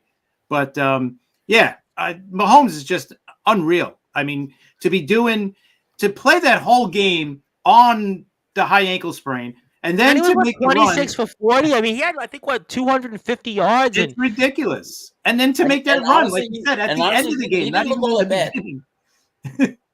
It's incredible. Honestly, he didn't look all that bad moving around. He only had the one interception in the end of the second quarter. No, late in the second quarter. If I'm not mistaken, he had that one interception where they had really good field position, and you kind of felt they're up 13-3. Chiefs go down here, score. It was a cold environment. You felt even if they got 3 points, it would put them in a really good spot. That was the only, I think, mistake that he had made throughout the game. And I was wondering if anybody had caught this. I mean, boy, he is the master of the underhand shuffle. How many times did he underhand shuffle it there? And the only time you've seen him get affected by the ankle was, I think, when he was running to his left that one play. You could see where he got up and he was like, oh, like he really favored it. But other than that, I mean, it's been pretty amazing what he's done. Just the throws that he makes. So you got to give him credit. And I feel bad for Osai on the late hit, because that was like a bang play. It wasn't. Yeah, it was like he couldn't do anything. I just felt bad, and he was playing so good too, and he was having a great game too, and that's what he's going to be remembered. But I think it came down to we're joined with John Gonzalez of the Sports Authorities Group, and we'll get to the Brute Force then in a second. We'll transition, and he'll tell us the update on the leaderboard here. But, I mean, to me, that sack, I mean, Burrow getting sacked there on a third down where you looked at where Cincinnati was in field position, you kind of felt, and Justin had talked about it, long as the Bengals had a chance, they were in 4th and short, they probably go for it. You kind of feel like they get a first down, and I don't know if they would have won, but they would have had at least a 50-50 shot getting into enough of a field goal range to give them a shot to win that game. And, I mean, for that sack, that you kind of felt like that was kind of where the wind kind of took the sails, as Justin pointed out. Chiefs get the ball back in very good field position with one timeout. They were I think they needed 30 yards, if that, to get a really good field goal shot. They get the first down off the penalty, and then think about last year though against Buffalo in that divisional round. Mahomes got the ball back with 13 seconds. Bam, bam, field goal. Well, that had a different feel. That was totally like a true shootout. This was kind of one of those things where you felt like getting off that punt return, you get the ball back, and you just a couple of first downs. You had the one timeout. That was plenty of time. And John Gonzalez with 62-21, which I'm not quite sure what that reference is for. If John would like to. So I can tell you, Tom. All right, because John Gonzalez is already on me. So that's the final score of my JV game today. We won. Oh shoot! Okay. And John Gonzalez was accusing me of running up the score. All right, that is not what happened, John Gonzalez. Let's talk about this. 62-21. Now, what was the score at halftime? Oh boy, it was. I think it was 30-8. Okay, so you were up by 22 at halftime. So there is a point in the fourth quarter, going into the fourth quarter. What were you up by at least 30?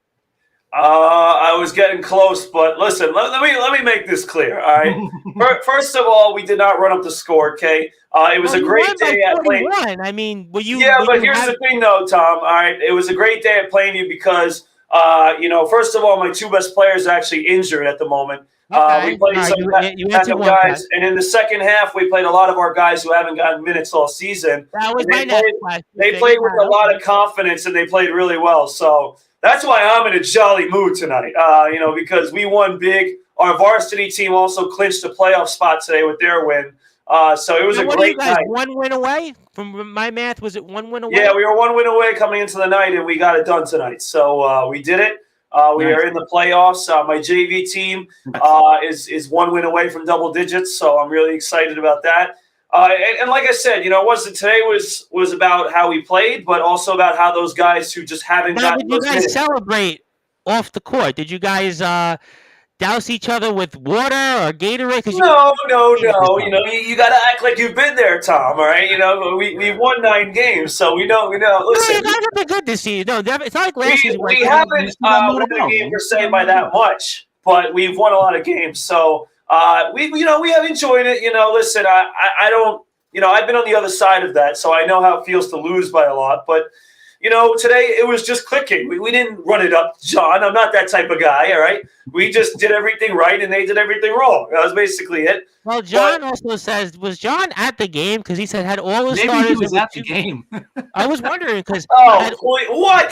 Had all the starters with 2 minutes to play in a 40-point lead. Nice try, John, because there was no press the entire game, all right? You know who would do that? I'm going to get in a lot of trouble for saying this. The head coach over at Hunter. Because that guy presses when it's like 4 seconds left and his team's down like 18, and that dude presses still. I'm like, you guys. You don't play a press. You play a zone defense, don't you? So I'm a man-to-man guy. Okay. We do play zone when we need to against certain teams, but we played all man today, and there was no pressing, John. So I don't know who your source is, but your source is wrong. Who led us in scoring tonight? So my good buddy Zach Worth. Zach Worth. We know Zach. He had 4 threes today, and he was money. So who else do you he want was to looking shout like out there shooting. Well, we need Matt Hurt to shoot a little bit better tomorrow because we have Farmingdale, but that's a different discussion in a little while. But who else do we want to shout out here? Yeah, sure. I'll give a shout out to a guy who's been fighting all year for his minutes, and he had a great game, Evan Irashalmi. I'll give him a shout out at 10 points. A lot of rebounds. Another guy, Brandon Sheriff. Ben Gruberger, who supported our show, had a great game as well. So there's a bunch of them. Like I said, everybody had a piece to the puzzle because everybody got a chance to play. So I was just proud of the guys. We were coming off a 2-game losing streak. The last loss was a tough one. It even got me to almost break my book because I slammed it so hard after the game. But we were coming off a tough 2-game losing streak, so this win was obviously really good. But we now move on. We have 2 games left, Tom. We play the mighty Baldwin Bruins on Wednesday, so we got a lot to work on now. And I saw you and Daniel Weiss were in the same building at Madison Square Garden because Daniel. That's right. Oh, man. Did you I got to talk about that quickly, Tom. I mean, what an incredible experience. I was at Madison Square Garden on Saturday with my 3rd grade level up team. I shared on Facebook. So my 3rd grade level up team played at halftime at Madison Square Garden of the St. John's Georgetown game. I saw that. It was incredible to be on the court, to be behind the scenes, to be in that environment. It was awesome. And it was a great game, by the way. It came down to the final shot. St. John's won by 2. But just to be on the court at MSG, I'm like, wow. How many minutes do they give you? We were on the court for most of the halftime. So probably about, 5 to 8 minutes we were on the court. The cheerleaders had a little time too. So it was great. I mean, amazing experience. My kids were awesome, but it's all because one of my kids actually, his father coaches the St. John's women's team. He's the head coach. Last weekend, yeah. And then Joe Tartamella. So I'll give him a shout out. Joe Tartamella. Yeah, I heard the name. Their team's doing great too. So shout out to them, and absolutely. We'll see them hopefully in the March Madness, which is coming up soon. And we're going to do a pool this year for March Madness. And again, I thought it was so ironic that Daniel Weiss, the Brooklyn Cowbell, and of course he's the super fan over at Yeshiva, was also in the building. And I was waiting for him to message me and say, Tom, I just saw the Brew Force on the court at Madison Square Garden with his father and the kids, and he didn't do that. But I'm sure he was doing something else. I'll say one last thing before we move on, yes. Right? Because we're on that topic. It is Ryan Terrell's birthday, so let's give him a happy birthday. Plus, Ryan Terrell from Yeshiva, he's actually playing on Long Island tomorrow. He's playing at the Coliseum. But I knew that was coming. And I think I'm going to be in attendance. So I'm going to watch Ryan Terrell play for Motor City Cruise against the Long Island Nets. So I'm really excited. Now, are you getting a ticket? No, should I ask this? Are you getting a ticket through Wade? I am getting a ticket through the Long Island Nets, yep, because I work for them. So I am, yes, through Wade. So that's what my hard work gets me. So I'm excited. I'm looking forward to seeing Ryan on that court. That'll be good. And obviously, happy birthday to him. And also, certainly, I know he's observing at the moment, but certainly we give him a very happy birthday. Also, Anthony Finkel checking in from D.C. Hope you ain't doing anything too dangerous. He also goes on about how many Liberty games we go into this season. Well, we'll see. We'll see about We're the going to get to them because I got a lot to say on them. We'll get to them. Definitely talk about that. We'll see about the wallets here. We'll see what my schedule is like. But definitely, yes. Liberty season will be good. Liberty right now could be, as Anthony points out correctly, they could be the team to win a championship in New York before the Knicks and Nets. That I agree with you on. John Gonzalez said basically the outcome of your victory was equivalent to a Stephen King movie. That's certainly. He also claims that you got into playing on the court was because of James Dolan. So, of course, that always had to be worked in there. Also, John wants to point out, touching moment last Sunday, Brute hugging it out at half court with James Dolan brought tears to my eyes. John, was that more touching than the Rob Maraska sweepstakes? Because I know you're a big fan of the Rob Maraska sweepstakes. I mean, everybody's a big fan of that. I will say this quickly, Tom. James Dolan was not at the game, but Spike Lee was, so I got to see Spike Lee. They actually let him back in the Garden. I thought he was a Nets fan these days. No, he's in the Garden. He was front row at the St. John's game, so he was there. I think he's a St. John's alum, if I'm not mistaken, right? Did he go to St. John? Maybe that's why. Might be, yeah, it might be actually. I'm not sure, but yeah, might be. I'm surprised they let him back in there, but again, St. John's, Georgetown. Certainly, I could see why here, and we are on Sportswire Radio. We are here with the Brute Force Brad Weiss, Justin Gianelli, and Chris Pizzea. And my name is the Reverend Tom Bryce, and we are speaking all things related here to the world of sports. And if you like what you hear from us, you can always follow us on Facebook at Sportswire Radio, YouTube at Sportswire Radio, and 24 hours a day, 7 days a week, 365 days a year. You can listen to all of our great content on sportnarium.com/pray. And also follow the Sports Authorities group. And I want to give one more time a very happy belated birthday to Mr. John Gonzalez. I know John was getting birthday wishes left and right, over 500 of them I heard last I checked. And John, I know either you're being facetious or you're really telling us something you're really not in the air, because he says, love Rod Maraska. He did wish me a happy birthday. Okay, tell us, I guess, that you are a big fan of Rod Maraska, but he'll be back next week because there's no baseball talk. I mean, there's no baseball talk. I really don't have any baseball to talk about. So he'll be here back next week if there's baseball news. So, I mean, you might have to wait, John. I know, John, you're dying with a bated breath for Rob Maraska. Come on, Sportswire, that big contest. So certainly here. I'm not trying to be facetious. I'm just kind of speaking the truth here. But speaking of news here that I do want to get to, because I was waiting for you, the Brute Force, on this. And obviously you have the standings here. And that's what I really want to talk about before I get to Mr. Brady. So I see here we've got a real Donnybrook here when it comes to who's going to win this postseason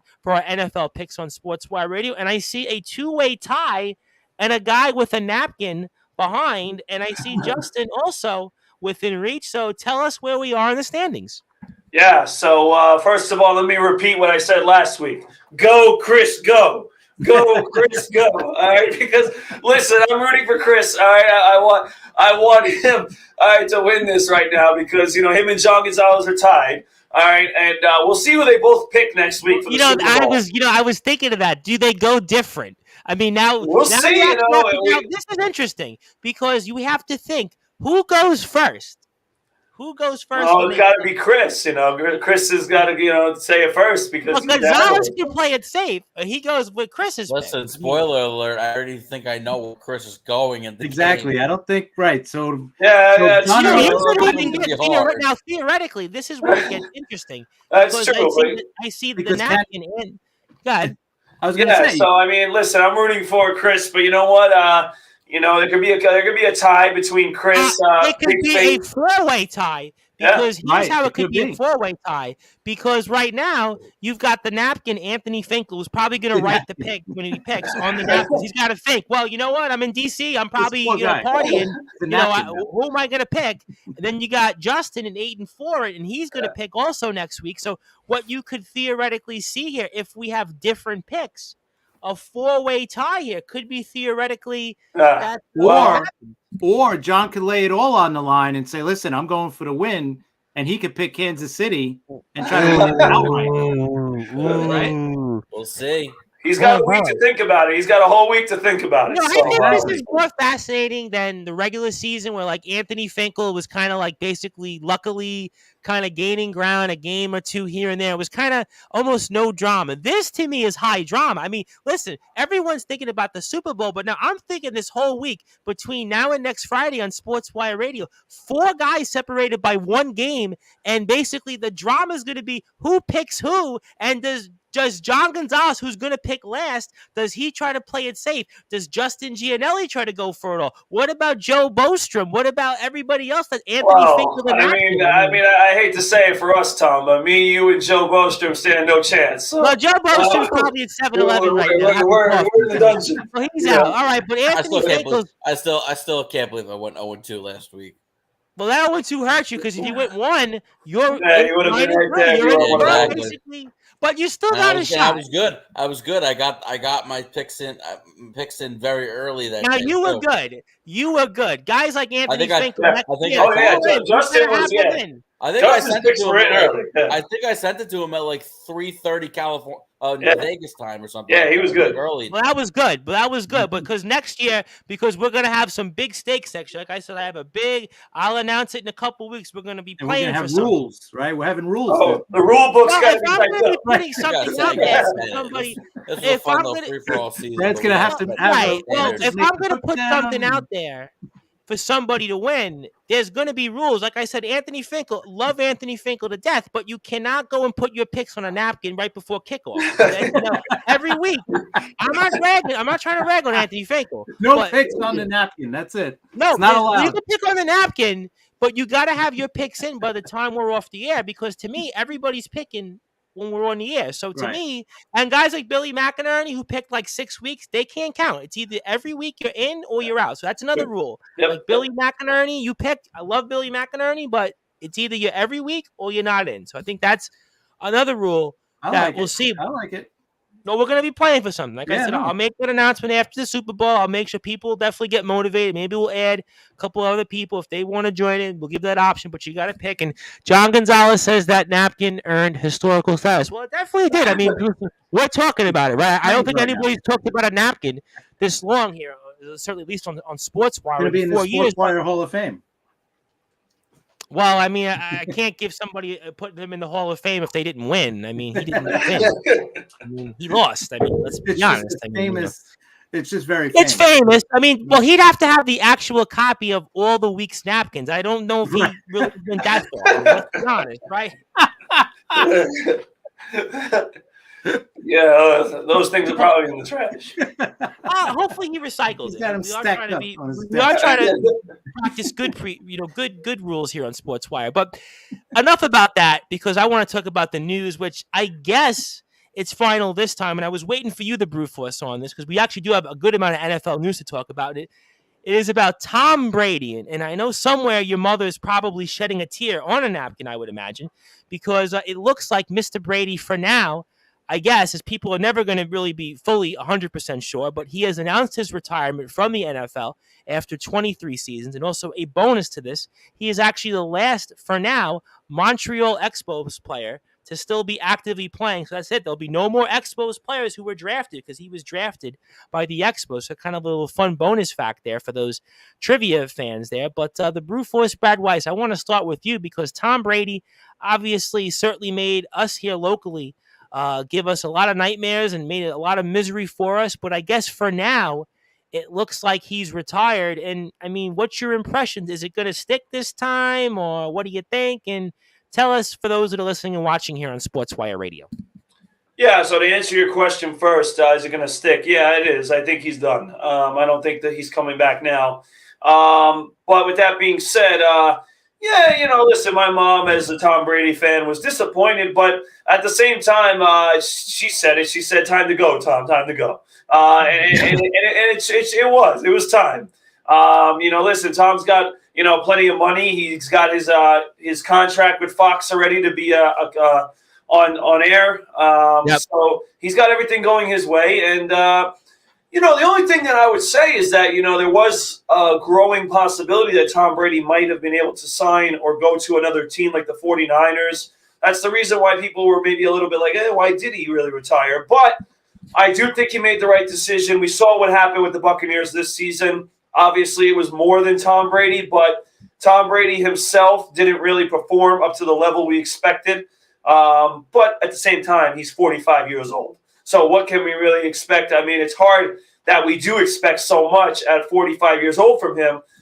But, I do think, listen, you talk about his kids, and his kids are growing up, starting to play at a higher level. He wants to be with his kids. So I think it's the right thing he did. I think it was time. And I think that, listen, the one thing I'll say is that, looking at Chris Pizzea's sweatshirt, I said it last year when he retired. Whenever Tom Brady leaves, it almost feels like it's now the time to open the door for the Jets. And I think, I think it's time for Brady to be out and something to change with our Jets. And I think that's what's going to come. Well, we'll certainly find out. And before I get to Chris and Justin, John Gonzalez wants to be reminded as the first ever pick. Do this? Well, he's right. He's not wrong. But this is just like unnecessary comment. You know what? If I'm John, though, he knows I'm picking the Eagles, right? I'm telling you guys now. I'm not going to change. But I still have to formally ask you though next week. Right? Absolutely. I'm going to tell you why I'm going to pick him too. But okay, I'm looking forward to that. Right? If John is, if he is, who he thinks he is, and he wants to be the first ever pick champ, he should pick Kansas City and try to win this thing outright. Does he really want to be tied with me for the playoff? Right? If I'm John, I'm picking Kansas City next week. That's all I'm saying. So you know what? It's interesting. Before I get to you on the Brady thing, I see what you're trying to do. In fact, you're trying to do what I was trying to do to the brute force throughout the season and try to convince him on picking somebody that he would. I give you a lot of credit. I'm throwing it out there. I give you a lot of credit. No. Listen, I give you a lot of credit on that. I take Tom. I follow you. I'm trying to learn from you as much as possible. So you don't want to learn from me. Trust me. You don't want to learn from me. Trust me. You do not want to do that. I got the notepad. I'm ready. Well, I appreciate that, but you don't want to learn from me. What I will ask you though, before I get to some more comments, is your thoughts on Tom Brady. I mean, is it sticking this time, or is he coming back, or what do you think? And anything else on your mind?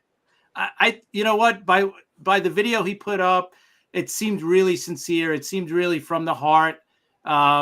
I think it is. And like Brad said, yeah, he wasn't great this year. He wasn't awful either. I mean, he could probably come back next year and be, think about it. If he comes to our team, I'm sure he's going to be great and probably throw 4,000 yards for us. And that would probably break every team record we have. But good point. Yeah, I think but I think it's time because it's like, okay, if I go back to Tampa's a mess. So they probably don't have a shot. Do I really want to go to another team and start over again like he did with Tampa?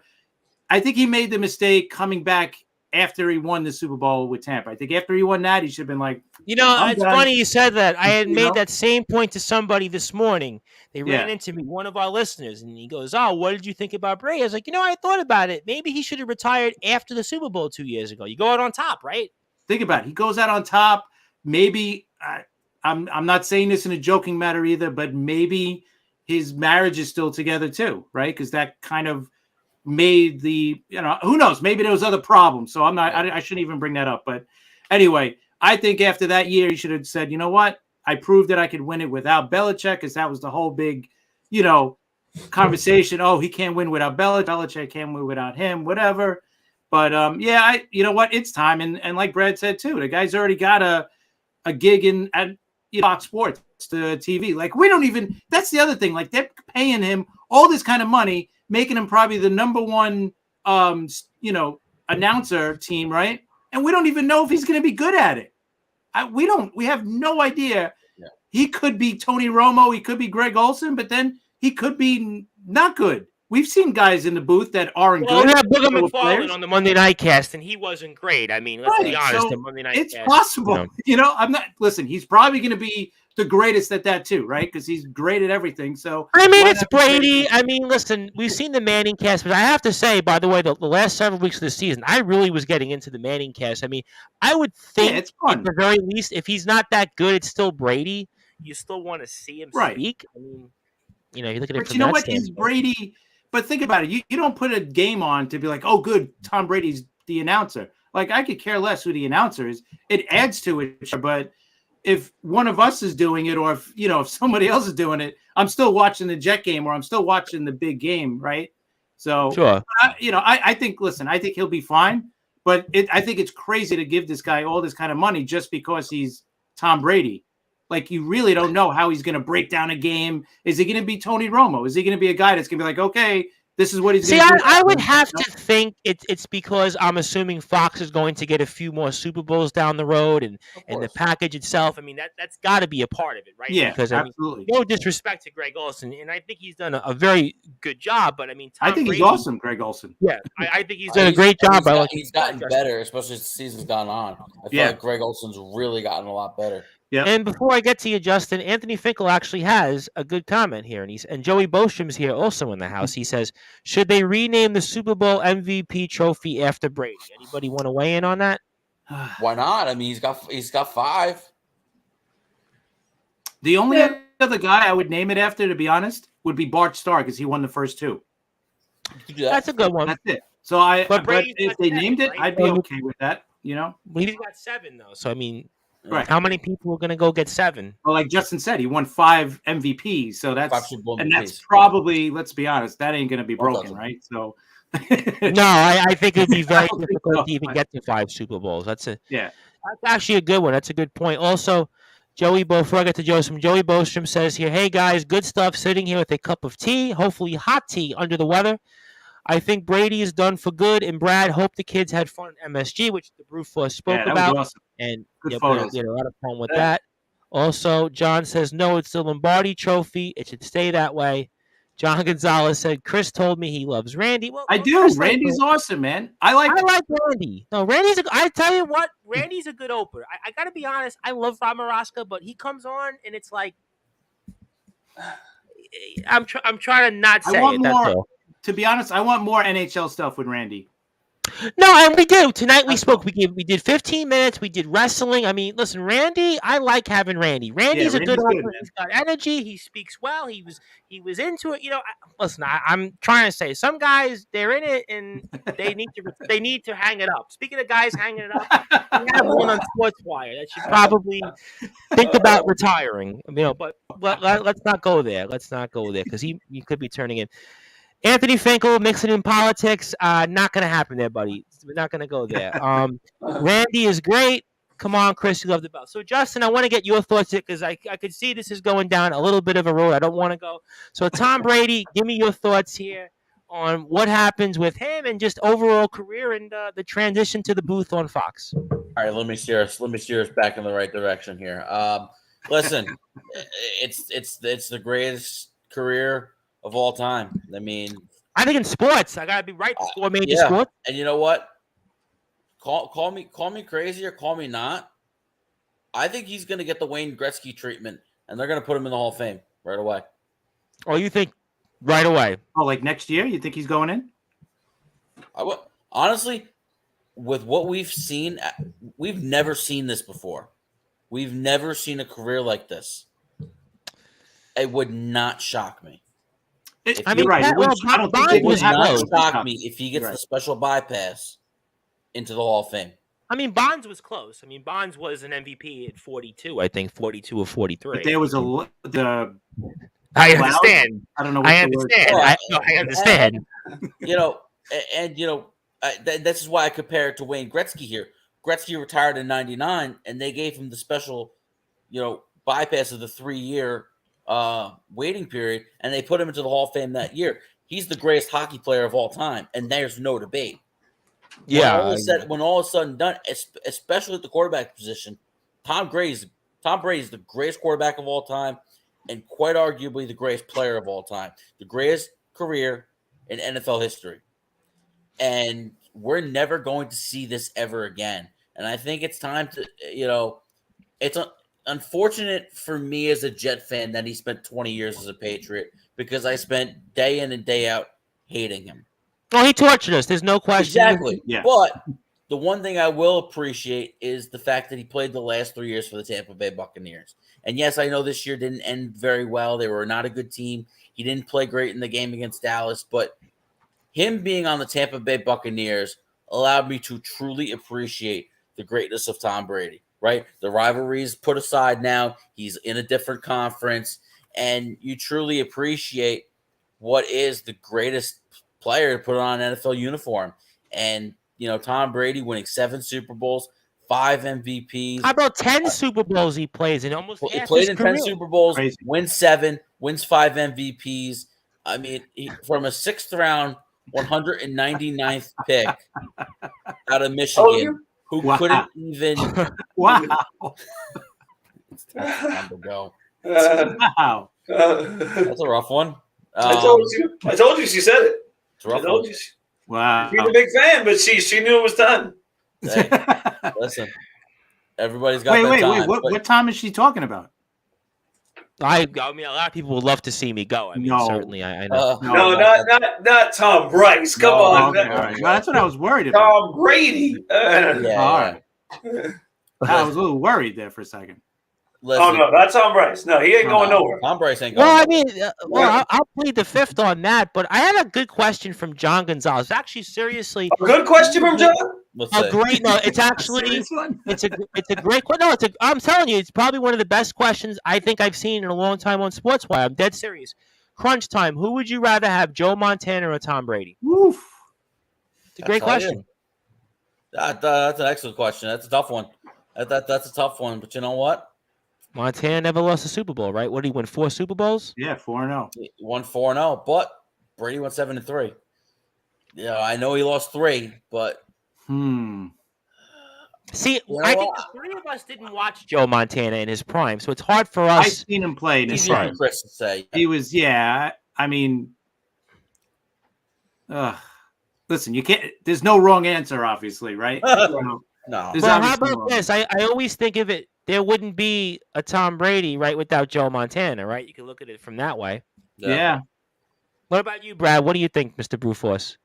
That's actually a really tough question. I kind of agree with Chris, but there's really no wrong answer because, obviously, as me seeing Tom Brady, obviously I would probably have to say Brady just because I saw him I play think more the than 10 Super Montana. But Bowls, like Justin pointed out, is like so impressive. To go yeah, to 10. but in those Super Bowls that Montana was in, I mean, he was incredible. So it's hard to really decipher. But recency bias for me would probably give me Tom Brady. But that's a tough one. I think the 10 Super Bowls, I kind of feel like I know the point is 4-0. It's kind of like Michael Jordan's 6 finals, 6 championships, but I feel like getting to 10 Super Bowls, I mean, that's just tough. I mean, And 8 straight. you know what sticks out for me? And it's fitting because today's February the 3rd. 22 years ago, Tom Brady was in his first Super Bowl. Against the Rams. 21 years ago, yes. And Crazy. And think about it. And think especially if you were watching the game and you were listening to it on Fox. I remember the game very well. With Pat Summerall and John Madden, their last broadcast together because Pat was retiring. And John Madden, one of the greatest coaches of all time, even said on the broadcast, "I think the Patriots are just going to play for overtime here." I remember that. Yep. Everybody 17-17. They got the ball deep in their own territory, and instead, the Patriots go on that drive.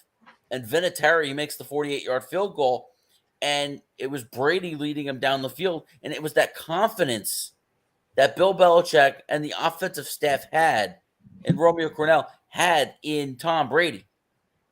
I'm not Romeo Crennel, Charlie Weiss had in Tom Brady as a 23-year-old.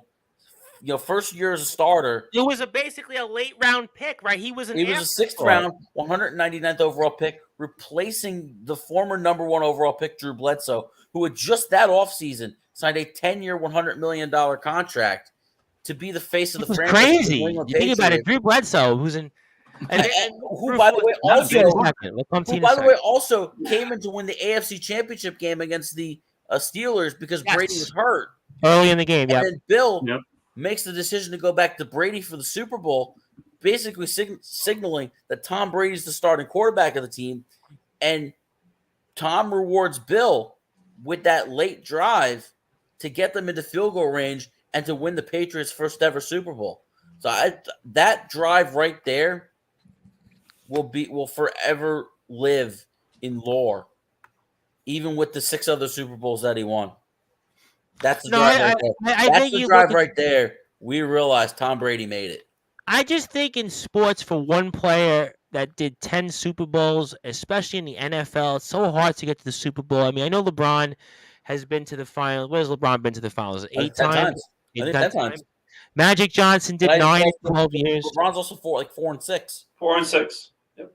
Magic Johnson, I think, was 5 and 4 in the finals. I thought that was an impressive stat. I mean, but there's just 10 Super Bowls. It's just, I mean, I don't see. I mean, No, that's Mahomes, I ridiculous. guess, has an outside chance, but the brute force, you put confidence back on the screen here. So I did. I wanted to remind you, Tom. Confidence. okay, I was waiting for a punchline there. Yes, the Patriots had confidence because they had Mr. Brady, right? Just to remind you on that they had confidence. So certainly that's the case here. But yeah, obviously an amazing career from. One more thing, right? With the Sure. comparison, you got to throw in like, okay, who would you want, Montana or Brady? But you got to also throw in like the total package, right? Montana had Jerry Rice with him for most of Roger his career. Craig, right? John Taylor, right? To me, I think it's almost like the team, because Brady actually did it with a lot less talent. Of course he had more for Edelman. I mean, yeah. But if you compare that to what he had, it's a little different. So, plus the coaching, right? I'm going to pick Bill Walsh over, Charlie Weiss running the offense with New England. Nothing against Charlie Weiss. I don't, but I'm not putting him down whatsoever. But I would pick. Well, as a head coach, I could definitely put him down, whether it was in the pros or in college. I mean, he was certainly. It's hard down a for little me. bit. It's hard to pick that because you don't know like the situation, the teams that he's got with him, the coaching, and who they're playing against. Again, you can't make a bad answer here. There's no wrong answer because both are two of the greatest. Yeah, and I think in know? a defensive Montana, because obviously the three of us didn't really see Montana in the heyday. I mean, it was a different football in terms of different numbers and the way the game is played. And I mean, his numbers statistically don't look impressive, but when he retired, I think they were, I'm sure, pretty comparable to a Tom Brady. And John also goes on to my point, which I think I sort of put out there. He said that he had Randy Moss, Gronkowski. Yeah, no, he definitely. Well, he only had Brady, Moss for what, 1 year? What, 2 two? years? Was it 2? No, And I think he 2 lost years. the 1 year. Well, He went to the Super Bowl. one because you got to remember Matt Castle played in 08 because Brady tore his ACL in week 1. Right. No, And but if Moss. I'm not mistaken, I don't believe Moss was on the 09 team. I think it was just the 2 years. Right. So just 1 year, Brady and Moss. Right. And John also wants to point out Brady should have lost 2 other Super Bowls.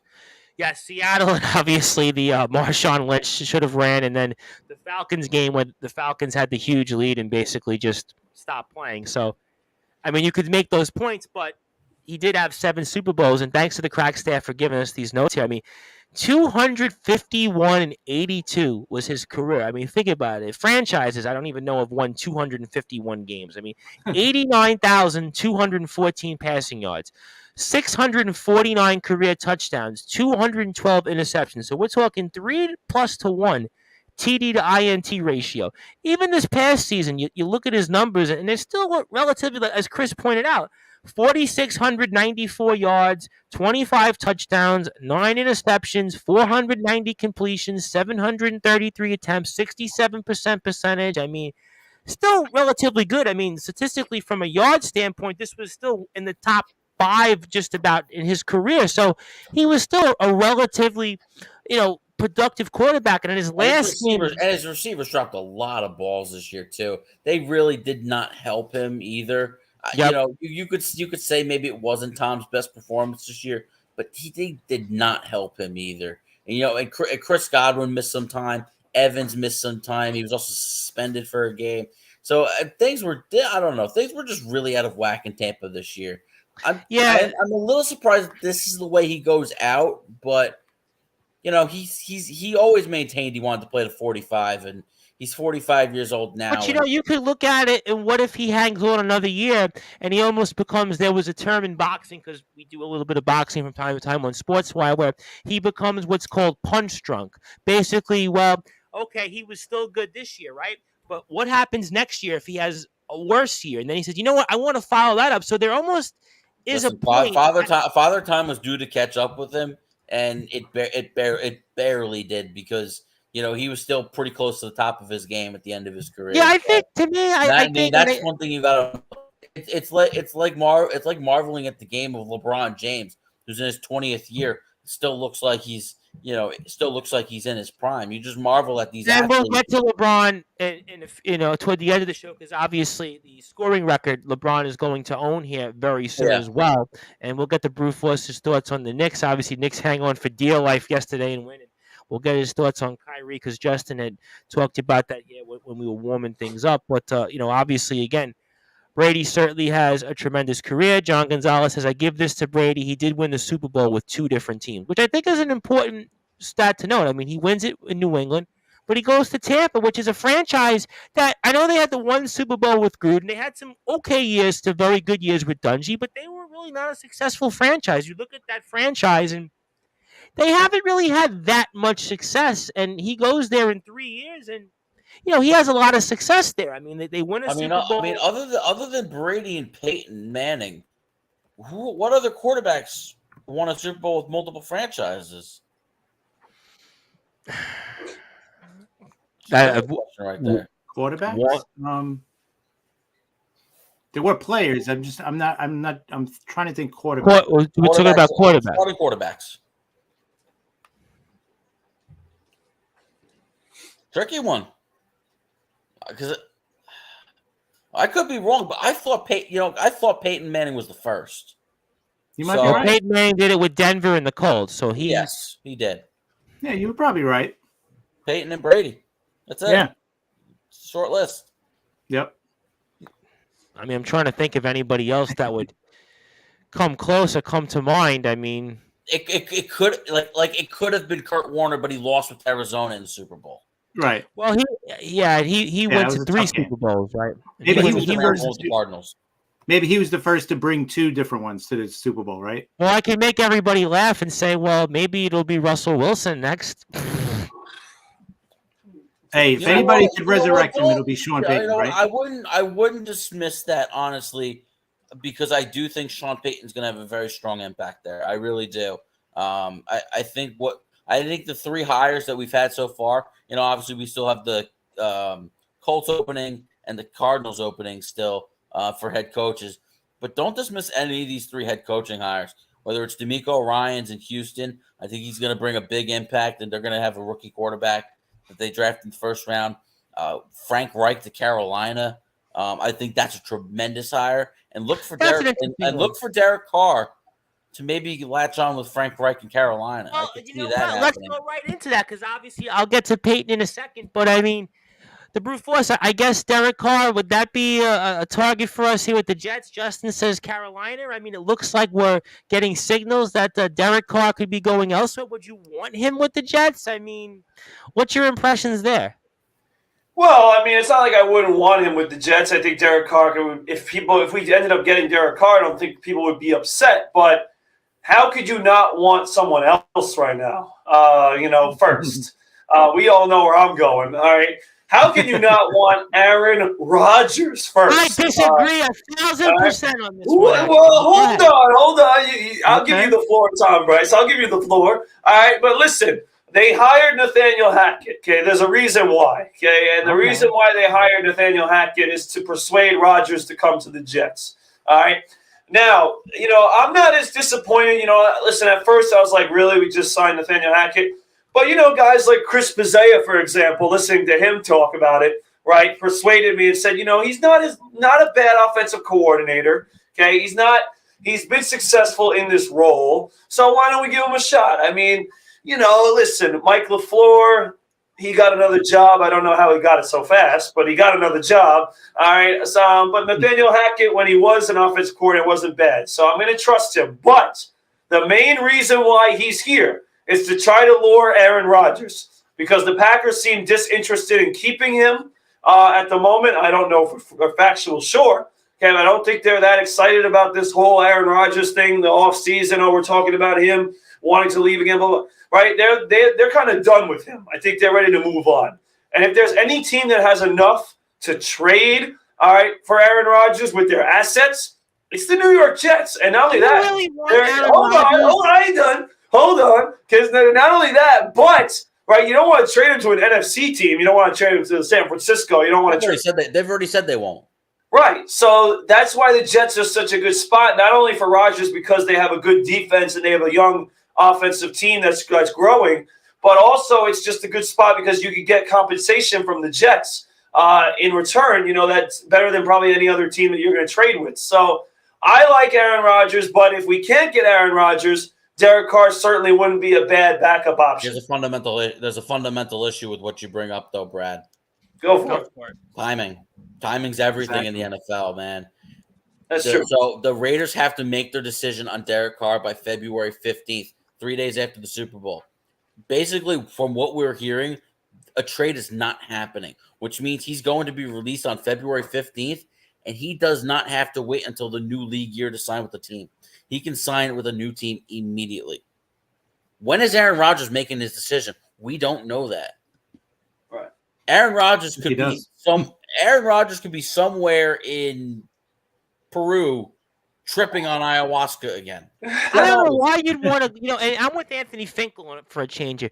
Brad, why would you want Aaron Rodgers after we went through a Green Bay quarterback with us before years ago? And Brett I don't Favre, think it's going to cost 2 first-round picks either. Yes, so. Chris is 100% right. It's not going to cost 2 first-round picks. Right. what would you want? My fundamental But the big guess thing is on what it, he's saying is the chiming. Right. Yeah. My guess on what a package would look like would be a 2 and a 4 this year and a 1 and a conditional 1 next year. I think that gets it done. I mean, it's not horrible, but I have a bad taste in my mouth with the whole Brett Favre experience. You really want to go through this? And I agree. I just think the timing, exactly what Justin is saying, that's the bad part. Because what happens, okay, February, whatever, he gets cut, Derek Carr, right? And he becomes a free agent. Now he's out there. And the Jets go, you know what? We're going to go after Aaron Rodgers. And he's going to be, he is going to be available. It's all well and good until Aaron Rodgers says he doesn't want to be a Jet. Right. Because now what if, a month or so later, because it's not going to happen until June, right? Until after June 1st.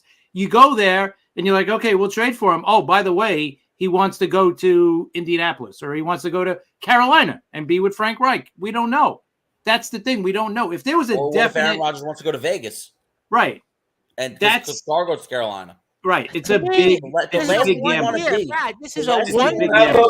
Here's the thing, and obviously... And if Rodgers doesn't want to come here, we got nothing, right? Because we let Derek Carr leave. I wouldn't say nothing. I wouldn't say nothing. I wouldn't say nothing. I do know that obviously that's not good. All right, listen, I'll say this, all right? And Tom is kind of like, oh, why are you talking about Aaron Rodgers and you want to talk about Brett Favre? But first of all, let me remind you. I don't want to talk about Brett Favre, but to me, it got bad memories. Well, here's the thing, I talked to you about this. You got to get the past out, all right? Move on from the past, all right? We're in the present. You told me that last season about the Mets and Braves. How did that work out? Well, we're still trying to move on, all right? We're still trying to move on, all right? But in the end, listen, when you have the opportunity to get Aaron Rodgers, I mean, Aaron Rodgers is a guy who's obviously, listen, you have such a good young team right now, and you need someone with experience to come in there and run that quarterback position. And how? With the guy that not only knows his offense on top of that, right? Knows Nathaniel Hackett's offense. Nathaniel Hackett and him have worked great together, okay? How in the world can that not persuade you to possibly want him? And it's not like he's playing bad. I mean, he played with the broken thumb practically last year, okay? And he had no one to really throw the ball to until Christian Watson developed. So why are we ignoring that? And he's still a top quarterback in the NFL. People don't want to say that, but he still is talented. No, I agree with you that he's not. Listen, he's certainly better than what we had this season. Right. And I'll say this because, listen, I do like the Derek Carr thing, but if we don't get Derek Carr because we wait, what about Jimmy G? Like we can't get Jimmy G. That's who I have. We can't go with Jimmy G if somehow something happens. Absolutely not. Absolutely not. You can't trust him. You can't trust him to play a full season. Why are you going to get an injury? I don't want anything to do with Jimmy G. No. I mean, I'm just saying because this is a hard thing for the Jets, right? Because there's a legitimate chance that they can get Aaron Rodgers. So how can you just pass on that and just what some people would say? there's also a legitimate chance he doesn't want to be here, and then we're left with Baker Mayfield or Andy Dalton as our quarterback. Can I throw two scenarios out there? Because somebody asked me this question, and it kind of ties into what John Gonzalez said. So I got two quarterbacks for you. I'm sure we'll speak a lot about this after the Super Bowl. So you ready? One of them plays sort of in the same stadium already, Daniel Jones, and the other one. Someone said that to me. The other one actually played for us and beat us late in the season, Geno Smith. They're both free agents. Would you guys take a crack at either? No. First of all, Geno Smith won't get to free agency. I think they'll get that deal done beforehand. Okay. I do think, however, if the Giants mess around with Daniel Jones and don't get him done before free agency, I think there's a line of teams that will line up for him.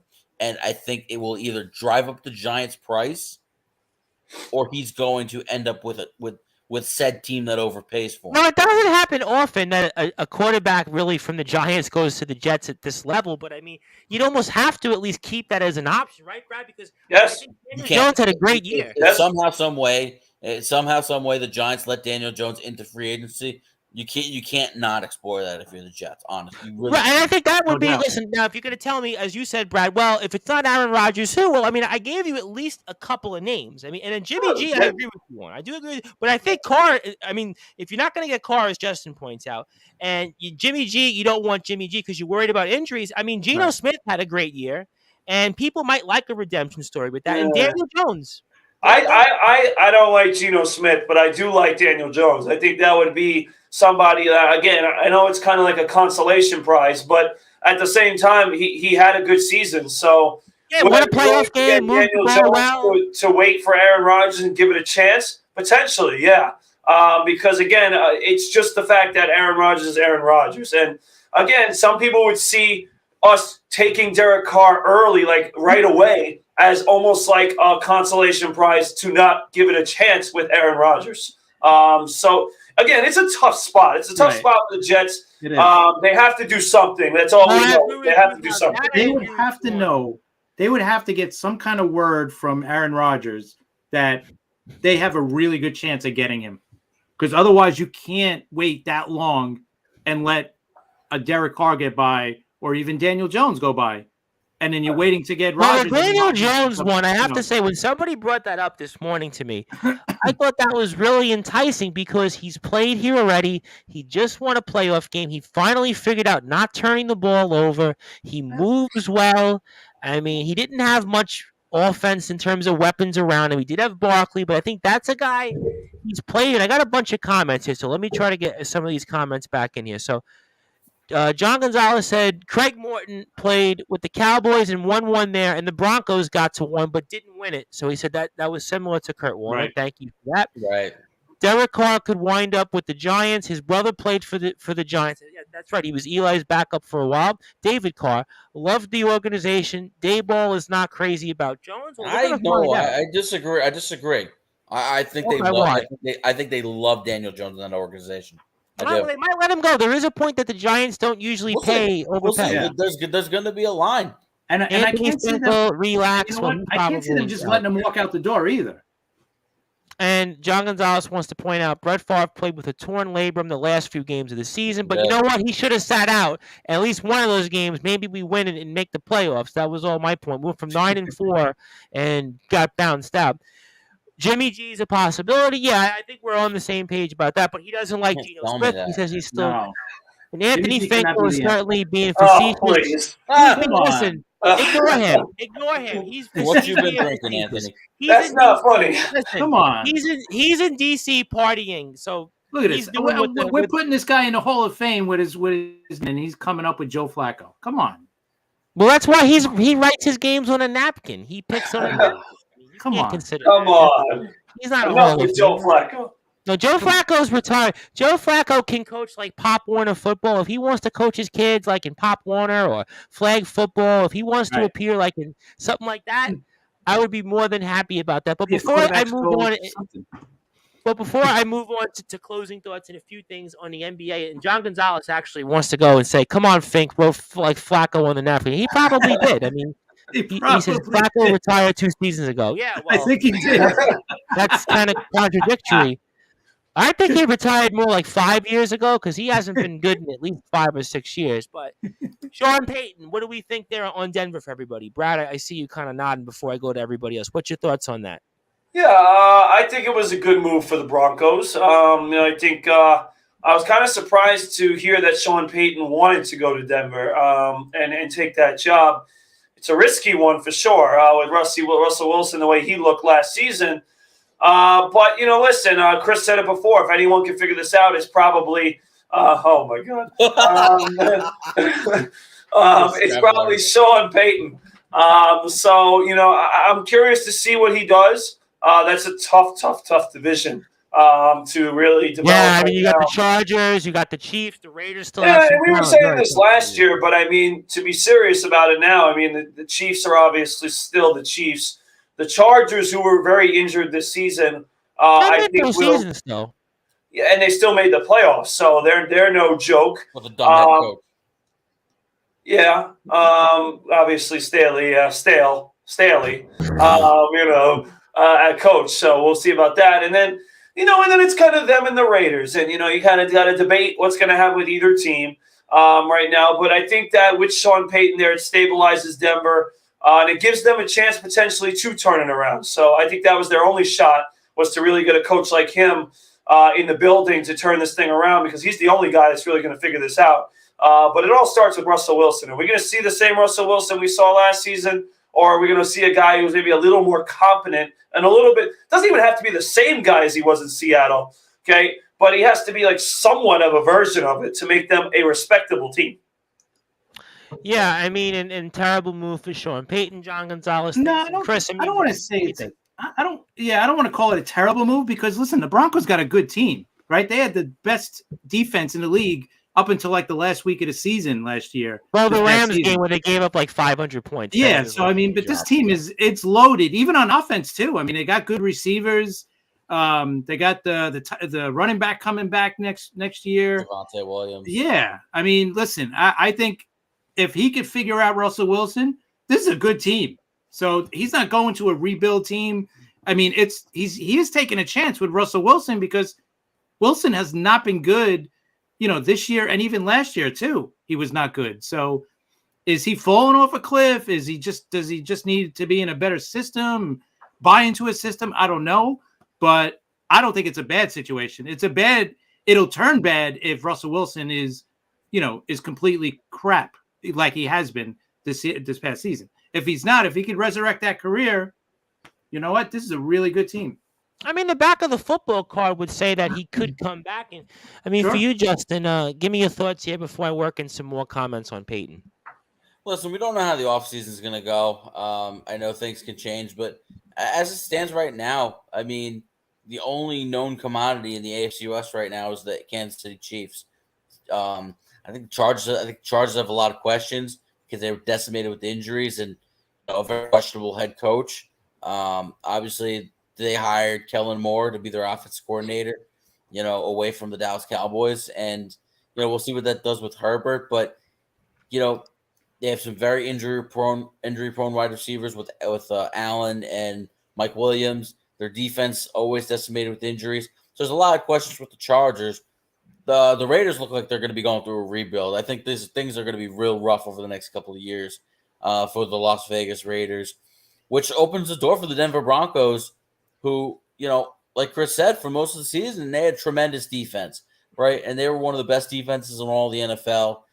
Their problem was that they couldn't score points. And I think Sean Payton will work with Russell Wilson. I think they'll come up with an offensive system that will be more favorable to the kind of quarterback that Russell Wilson is at this stage in his career. And you got to remember with Jerry Jeudy and Cortland Sutton, they still have some weapons. Devontae Williams in the backfield.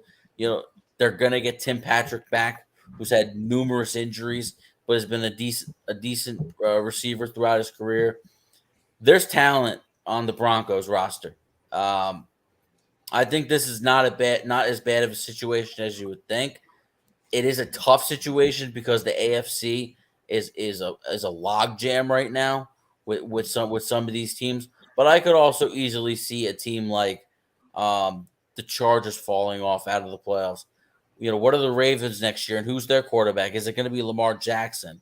There's a lot of questions to these. Well, I think the Steelers, the Brute Force, they're going to be a team that I think has a good chance of getting back into the postseason. You could absolutely see this. You could absolutely see the Steelers improving next year, in year 2 under Kenny Pickett. In the same system with Matt Canada on the offensive side of the ball. But I think there's going to be a lot of teams with more questions than answers in the AFC.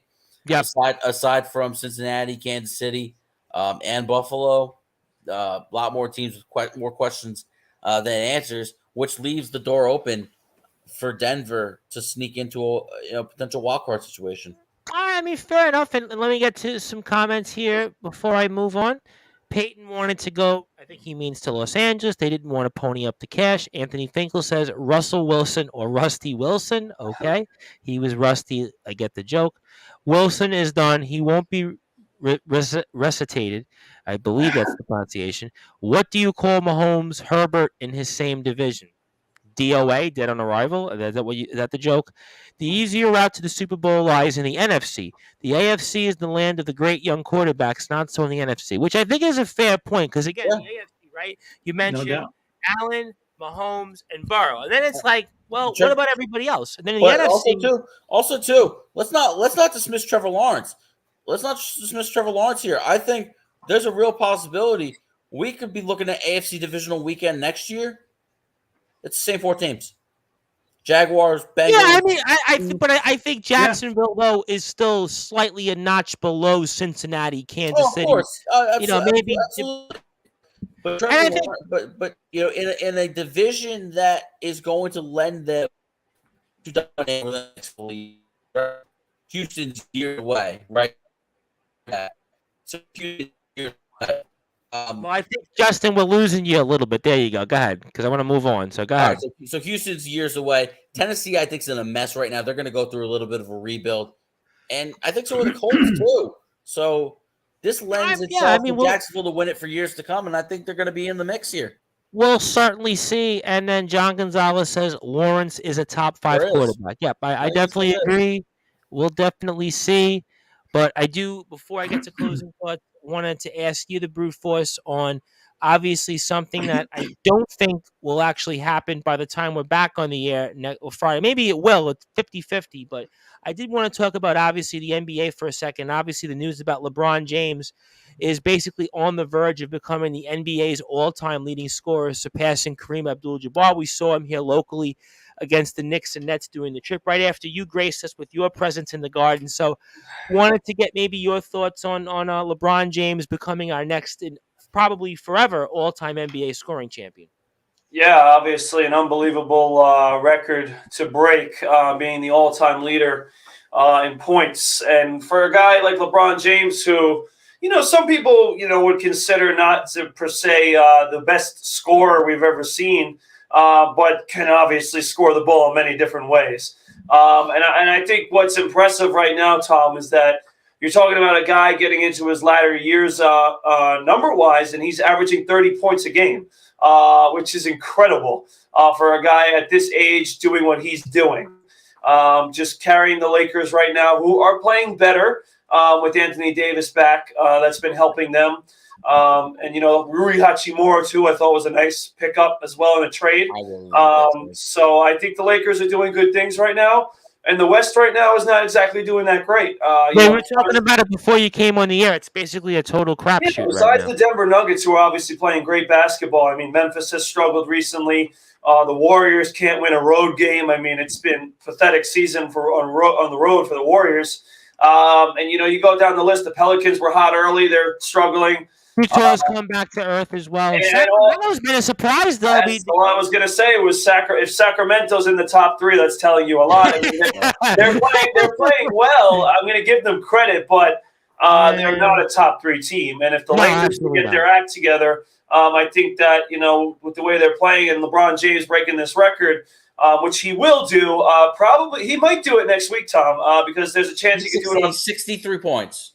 Yeah, I think you could do it. I think the game that they're talking about is Thursday against the Bucks potentially. Yeah, that's why I was either hearing Thursday or Saturday. So if you did the math, I said. Yeah, I think by next Friday he might have gotten it. So we'll certainly see. But it's a great accomplishment, obviously, for a guy who's obviously one of the best of all time. But I think the bigger picture here is I think the Lakers are playing better basketball. And I think that they're going to turn the corner a little bit. I think they're going to win some games. They're going to get back in the playoff conversation because the West is very inconsistent, and you kind of don't know what's happening besides the Denver Nuggets, who have been very stable. And I think it's impressive, real quick, what LeBron did before I get your thoughts on the locals here, and I'll bring Justin back in as well. We'll get into the thoughts here on that again. But, I mean, obviously you would have thought Michael Jordan, but he obviously retired early, took some years off. Shaquille O'Neal, I think I heard Shaq say once in an interview that he thought that he should have had the scoring record, but because Shaq had a lot of injuries and kind of fell off toward the end of his career, didn't really come close. And obviously Kobe Bryant. And the other guy that I think a lot of people thought would have had the record was Karl Malone, because Karl Malone was Mr. 25 pretty much his entire career, and then kind of dropped off the last year or two of his career. But so it's a really impressive feat, I think, that LeBron has achieved here. And I think he's got a shot at 40,000 plus points. So, I mean, that's going to be really, really interesting to see what he does. Down, so you're not wrong. That's my point. I think he might hit 40, 2,000, 3,000. I mean, if he's playing at this level for at least another couple of more years. And I'll bring Justin here for a second before we go to closing thoughts.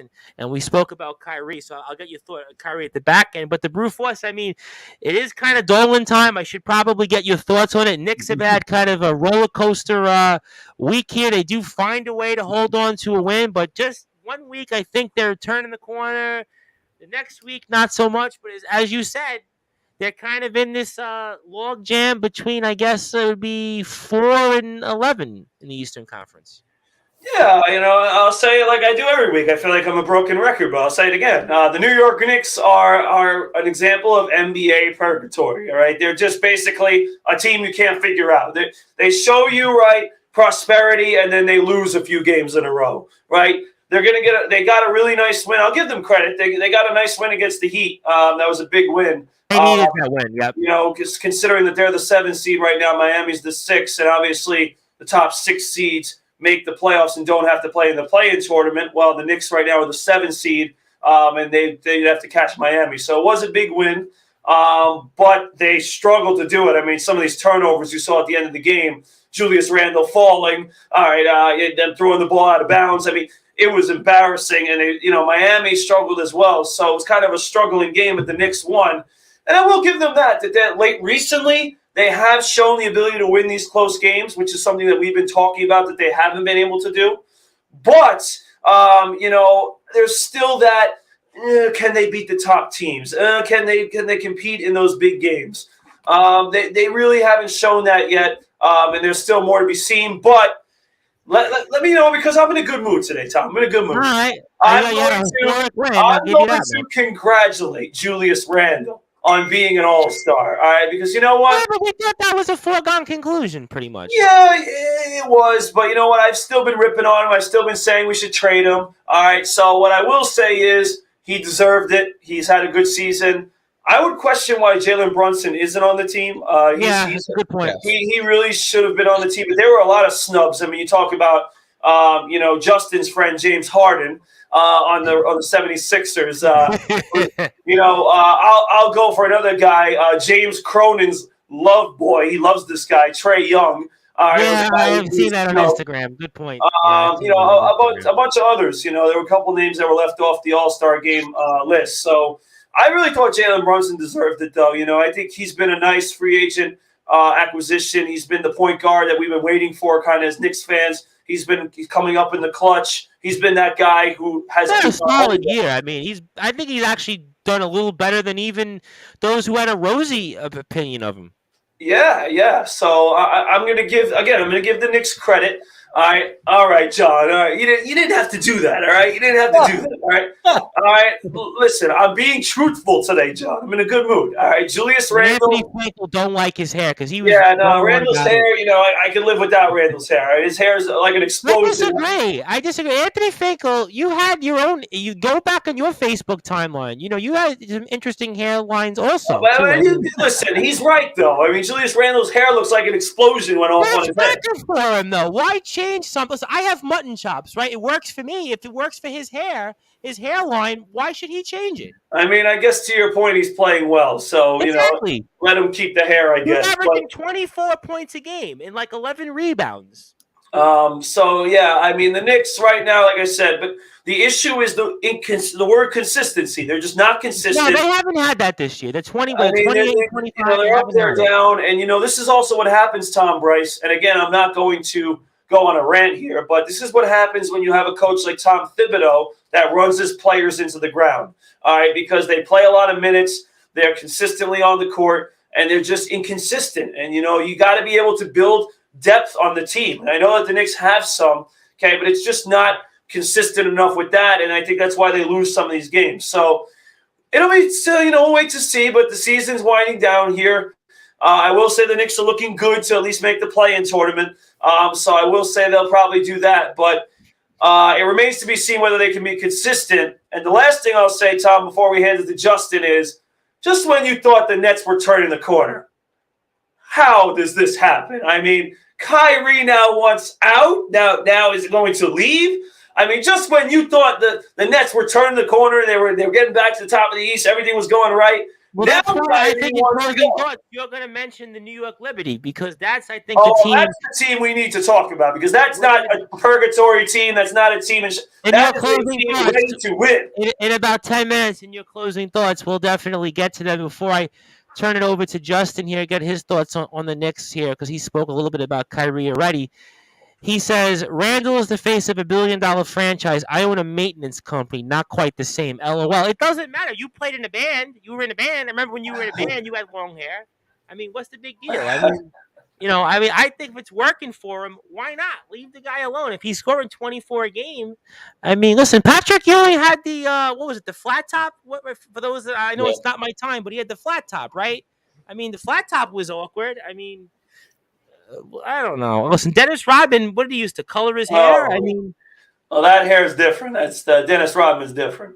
All right. Well, I'm not saying Julius Randle's Dennis Rodman, but Justin, go ahead to take us away from this topic because it's certainly dividing us here on Sportswire.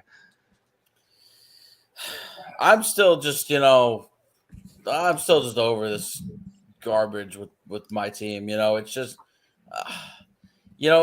they go through this humiliating loss the other night against Boston. It almost felt like that game last year when the Celtics got off this 28-2 start and they won by like 50 points or whatever it was. Yep. And, last year James Harden requested a trade. This summer Kevin Durant requested a trade. Now, I've had NBA TV on the whole time. Kyrie Irving requesting the trade. What is next? I mean, I thought Jock Vaughn would be able to calm things down, and he has to a degree, as the head coach of this team. But, and I don't even know that it's his fault or anybody's fault. It's just Kyrie Irving wakes up and thinks one thing one day and thinks something else another day. You can't really get into the mind of a Kyrie Irving, just kind of like what I said before. It's kind of impossible to kind of figure him out. And obviously this changes the landscape of what the Nets season looks like, maybe the Lakers season, right? So I saw a thing from Bleacher Report before that there's some framework of a deal. Not that any deal is imminent or anything, but obviously the deadline is next Thursday, so we'll know by the next show on Friday the 10th, where Kyrie goes, if he goes anywhere. And if not, he's probably just leaving the offseason for nothing. But there was a framework for a deal with the Lakers that would I got no comment to that. But there was a framework of a deal where it would be Russell Westbrook and a couple of picks, a 2027 and 2029 first round pick. Probably because that's all the Lakers have left at this point. I was going to say, what do they have left after all these years? Not much. I mean, that's the one problem with trying to make a deal with the Lakers. Even though it seems like Kyrie Irving might want to go there and team up with Anthony Davis and LeBron James, so we'll see. But the Nets are going to need the Nets are going to need the best return they can get here, and it really doesn't matter who they trade to, and Somebody, all I want to say on that point is I hope somebody didn't read the liner notes on the announcement for the Sportswire NFL picks for the next season. But boy, somebody knew something, huh? But okay, go ahead. That's just like, it's just like, where do they go from here, right? First of all, when does Kevin Durant return? Does he return before or after the All-Star break? And if for some reason the Nets don't trade Kyrie Irving, what happens? Does he sit out and boycott, or does he play? There's so many wild cards right now. No, Anthony, they would be much better than that. If the Lakers got Kyrie Irving, they could pose a serious threat in the West. That's for sure. Well, because the West is again very wide open. There's a lot of mediocre teams right now, and you could certainly work your way up. That's for sure. I just got a quick comment about this. Not that I'm really following it, but the with Kyrie Irving, I think the reason why he wants to get traded is because the Nets already told him we're not going to give you a max contract at the end of the season, right? Well, he wants to go to another team. Well, they were, but there was going to be stipulations involved, and he didn't want the stipulations. They were going to give him a 4-year, $200 million max extension, but with stipulations, which meant you can't go missing. You have to play, or you're not going to earn your full salary. Right. He didn't want that. He requested the trade, so he decided to act like a little baby. But here's the thing, too. You decided to go missing at least once a season. You decided to not play in the bubble back in 2020. I remember that. Yeah, I remember that. You decided to go missing for a couple weeks. We spoke about that, Brad. I think we did a show on that. I think, Brad. If you remember, we were during the COVID days when the Nets got into the bubble. I remember it was a big topic when we were doing it as a podcast. We were asking everybody, "Well, what do you think about Kyrie?" And I remember, he had to carry that team the whole season because that was the year Kevin Durant was hurt.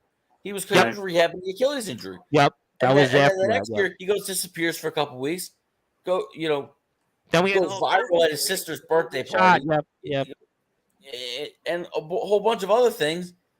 I mean, he's not worth the headache anymore. He's just not. So maybe at this point, if they can't get anything back for him, even if they can get something back for him, wouldn't it be maybe an idea to throw at him to say, listen, stay with us, kind of showcase yourself, because when KD gets back, we can make a run for the finals. We may not be able to win in the finals. I see you want to say. The thing is, the Nets are not going to want to lose him for nothing. If he's telling them right now, he's definitely. But it may not be for nothing because they might get to the finals with him. You want to say something, Brad? Because I see you wanted to talk. You want to say something on Kyrie? I think they both make valid points, but at this point, I think Justin's right. I think the headache it's not worth it anymore.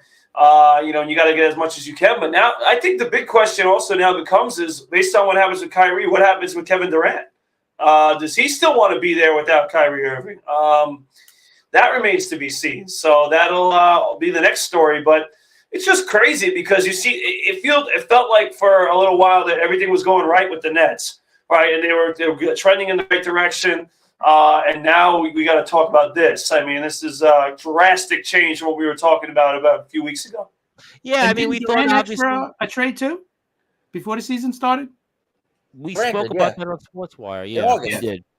We did. We spoke about that. I mean, so he's already wanted to get out. Within the last 30 Oh my God. Randy Dillon is a former point guard. I don't even think that, and I like Randy, but I don't even think he would know what a point guard actually is. I mean, I don't think he would know what that is. I mean, so and John Gonzalez said, remember when he skipped Anthony Finkel? Remember he skipped playing games at his sister's birthday party? I think they went bowling. Okay, and then Brute needs a belt, like we talked about that. Anthony Finkel, Titan Money Machines. Want to give Titan Money Machines a big shout out. Obviously, new company that Ra and Anthony Finkel have started. Certainly, you can follow them on Facebook at Titan Money Machines. I know Anthony Finkel wanted a clip. I will do that at some point. I'm like so backed up, man. I'm on the radio almost every day and doing other things, but I will certainly keep an eye on looking to do that soon. But obviously, if you are watching us now, go follow Titan Money Machines on Facebook and Instagram. They are certainly one of the premier ATM outlets around. So if you definitely are looking for some extra cash, and also if you're a business and you're looking for something state of the art, Titan Money Machines is your go-to source. So obviously, we spoke a lot here tonight. Obviously, a lot on the NBA here the last 20 minutes. We'll definitely speak a lot more NBA as the season comes up to the end here with the All-Star break coming in. Knicks and Nets still for now a part of things. We'll also get to the Brew Force on his closing thoughts with our New York Liberty, and we'll recap it as well. But obviously, the time is running out on our time. But let's go to closing thoughts first. And Chris, I'm going to go with you. And anything else you want to plug, share, say. And also, happy anniversary, I believe it was earlier this week. I want to wish you a happy anniversary once again to you and your beautiful wife. And I hope many more ahead. That's us. That's a big deal. I mean, listen, I'm on zero. I'm on zero. The running joke is I'm on zero. So, I mean, the fact that you made it to 20 is like, wow, I couldn't even imagine making it to like one day, and you've made it to 20. So, I mean, congratulations. I mean, God bless you. I hope you make it to 200. So definitely, your wife is a saint, and God bless her. So I give you the floor, and anything else you want to share, say, and steer away from what I said. And that's why I told you don't want to be like me, and fire away, my friend. Follow that one. But thank you, Tom. I appreciate the kind words. Guys, awesome show, man, as always. We're going to do the Super Bowl preview on Liftoff Jets this week. Make our picks. Obviously, you know where I'm going. I think Sean going to go the other way. But you can definitely check us out. We're probably doing it Wednesday night. We'll be posting it then. And probably Monday, I'll be doing a show with Patrick, the Talking Rivals show. Just continue. I think we're going to start doing baseball, the kind of the season preview. We're going to start doing that the week after, doing each division each week, one division each week, trying to get people to come on with us for, a team or two of that division to kind of help us out. So be on the lookout for that. At Talking Rivals on Twitter, at Liftoff Jets on Twitter, myself, CP7NY, and also Talking Rivals at talkingrivals.com as well to catch up on any episodes you missed.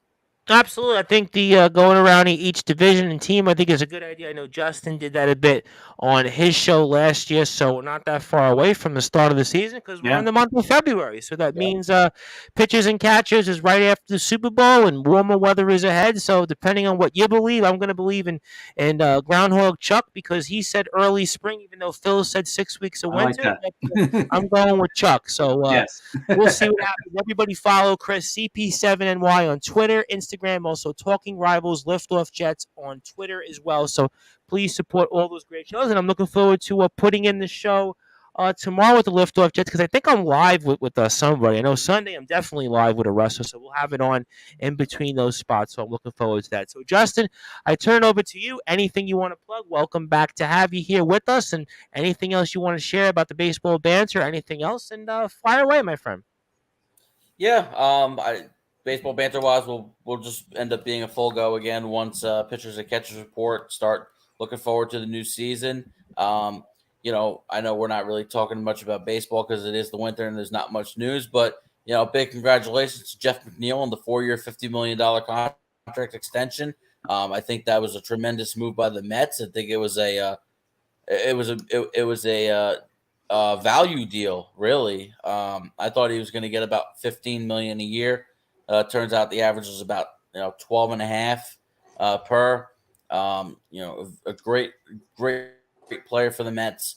You buy out 2 arbitration years and the first 2 years of his free agency, and it just shows a commitment. You bring back Edwin Diaz, you bring back Brandon Nimmo. Brandon Nimmo more so being a homegrown guy, but now you have Jeff McNeil in the fold for the long term. Which now starts to beg the question about Pete Alonso. He's also 2 years away from free agency, just like Jeff McNeil. We'll see if something gets done, but obviously we're looking at a larger scale here. We're looking at over $200 million probably for Pete Alonso. So, we'll see what the Mets do in the next couple of weeks. I don't think there's going to be much more towards the roster in terms of additions. So I think that would be like the one last focus for the Mets offseason would be maybe trying to lock up Pete long term. So we'll see. You can follow me on Twitter at JGNelly. Wow, what is my Twitter handle? I totally That's JGNelly 91, right? Right, 12. No, Right. Good JGNelly point, 12. That's Instagram. JGNelly91. Okay, well, And baseball banter at B-ball banter SM. You can follow me there. absolutely look forward to all that, as I'm sure as we get into the month of March, we'll definitely speak a lot about the Mets and the Yankees. Yes. Obviously, both teams we expect very big things from, and certainly March will bring us some March madness. I think John had a great point out, so we'll do some brackets with that. So great stuff from both of you, and John also said, great show, guys, and go Hawks. And while we didn't save, obviously, the best for last, we definitely did save the biggest for last, and the Brew Force Brad White. I know you're going to have some interesting closing thoughts. I think I might have tagged you on Facebook about the Liberty news. I know Anthony Finkel's been fired up about it. We'll definitely hit a couple of Liberty games for sure in the month of May, and there'll be a hot ticket. They'll actually be for the first time in a long time. I think the Liberty will be a hot ticket. You'll tell us why. I even saw maybe somebody you may or may not know. Remember Linda Day, the John Jay women's basketball coach, who having a great year. She was posting about it on Facebook and Instagram. So when Coach Day says something, that means I'm definitely listening. But I'm definitely listening to you, the Brew Force, and these closing thoughts. So anything else you want to say? Anything further on Plainview or Golden Eagles? Obviously, I'll probably handle some of that dirty work, unfortunately. But I turn it over to you. And anything else you want to say? And the floor is yours, my friend. Yeah, Tom, thank you for another great week of the show. Thank you, Justin, Chris. Shout out to Randy, of course, for another great job before we started. So shout out to everybody. Another great week on the Sports Report and everybody who follows and supports us. Thank you, as always. You can follow me on social media. Bradley Weiss on Facebook, at Brad Weiss 20 on Twitter, searching at BWeiss 20 or at Coach Brad Weiss on Instagram and on TikTok now at BWeiss 20.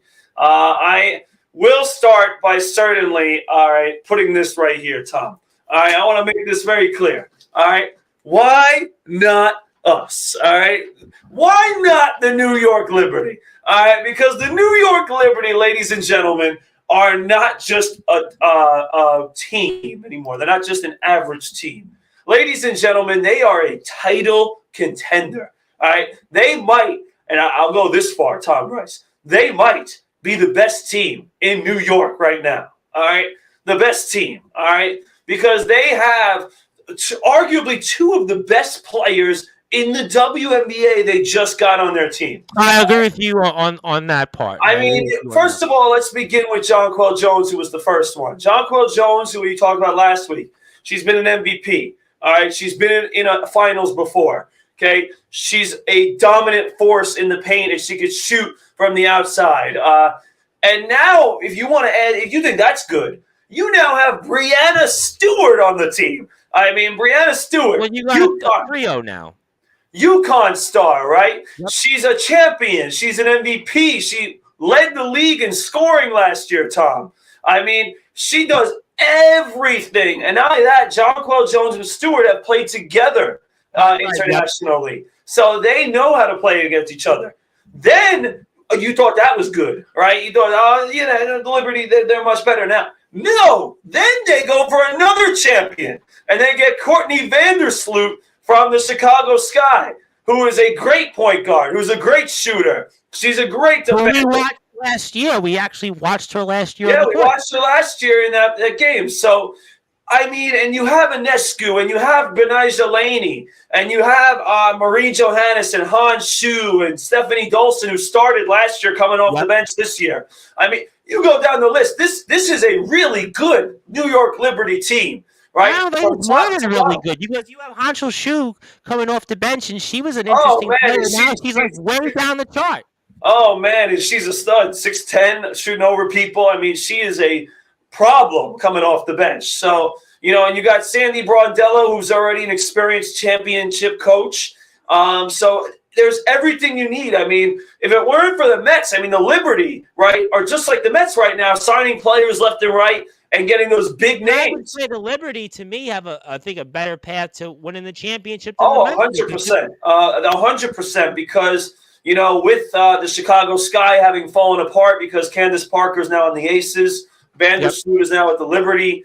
That's a big team going down. You got the Mystics, who were good last year and maybe not as good. Yeah, right? Mystics I think dropped a little bit. Sun lost Jones to the Liberty, right? So that's a big loss. So all these teams have kind of declined. The one team that's still there is the Las Vegas Aces, who got Candace Parker and obviously won it last year. Right. So that's going to be a big one. But to go from, right, Tom, like just barely making the playoffs last year to now being a title contender in the top of the league, I mean, that is a huge step. And the Liberty are not done. They can also, right, get a good player in the draft, like a backup point guard for Enescu. They could get a backup guard to come off the bench. You get an 8th or 9th person off the bench, right? Exactly. Yeah, so they are well equipped right now. I cannot wait to go to the Barclays Center this season. I mean, no, we'll definitely go to some games. We'll definitely. I already asked waiting for tickets because, like you said, Tom Bryce, the Liberty used to be, you go there and you don't pay that much.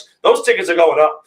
When Breanna Stewart's on your team, right, and Jonquil Jones on your team, right, those tickets are going up because that is a team to be reckoned with. And I can't wait. Like I said, I'm waiting for Wade to send me those tickets. I'm waiting to get at the Barclays Center because that might be the most exciting team to watch this summer. So They're I gonna cannot go wait. from and Anthony Finkel. I can put one of your comments on before we get to the rest of your closing thoughts. The other two I can't put on the screen, but Vegas Aces got better. But they're gonna go from an under the radar kind of ticket to now where they're gonna probably fill out 9,000 or 10,000 seats in that building because they've got players. I mean, just going to that playoff game last year with Anthony Finkel there, and my buddies James D. Simone and Jason Getz, which, by the way, I should give a shout-out to because they clinched their playoff spot as well. So I want to give them a shout-out.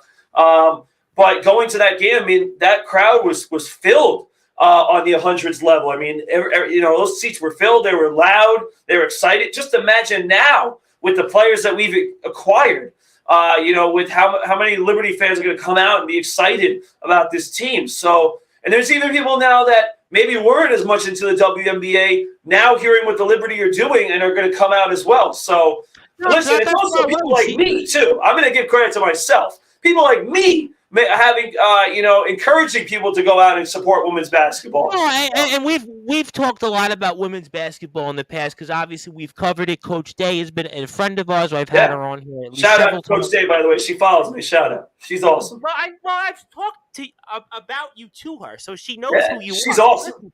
She listens to us, by the way, quite a bit. So definitely, in 3 months away from the season. So yeah, very excited about the Liberty. We're definitely fired up. So it's not too far away at all. So you can definitely count on that for sure when it comes to the Liberty, the Brew Force. Oh man, so I cannot wait. I can't wait to bring everybody with me too to the games. Yeah. My mom is a big fan of Ellie the elephant, the mascot. So we can't wait to see the mascot. I mean, everything. It's just an exciting time at those Liberty games. I always like the smell of the Barclays Center, the smell of the popcorn, the arena. I always thought for basketball, Barclays Center is a very good place to go. It is, and you know what? It relieves my stress from the New York Knicks to put them aside and to think about the New York Liberty. So that has also helped as well. So with that, I don't really have many other closing thoughts. I know our Golden Eagles are struggling at the moment, but I do hope they can get it back on the right track here. They're going to have to. Farmingdale and Yeshiva are coming up back-to-back. I mean, this is the moment where, I was speaking with some of the guys where guys like Matt Hurd have to go into that locker room and say, you know what, guys, I know we've had some tough losses and we've had some breaks that should have went away last week. It was a heartbreaker losing like that pretty much at the buzzer. You're down 16 in the second half and you come all the way back, even down 8 with a minute and a half left and tired, and you have to put that just to bed. You have to just go out there. It's a rivalry game tomorrow. I mean, you have to forget about all this, and the referees not have been on sides. We've had heartbreakers, the Maritime game, Merchant Marine recently, Brooklyn, St. Joe's, but you have to put these games past you. I mean, you have, I know,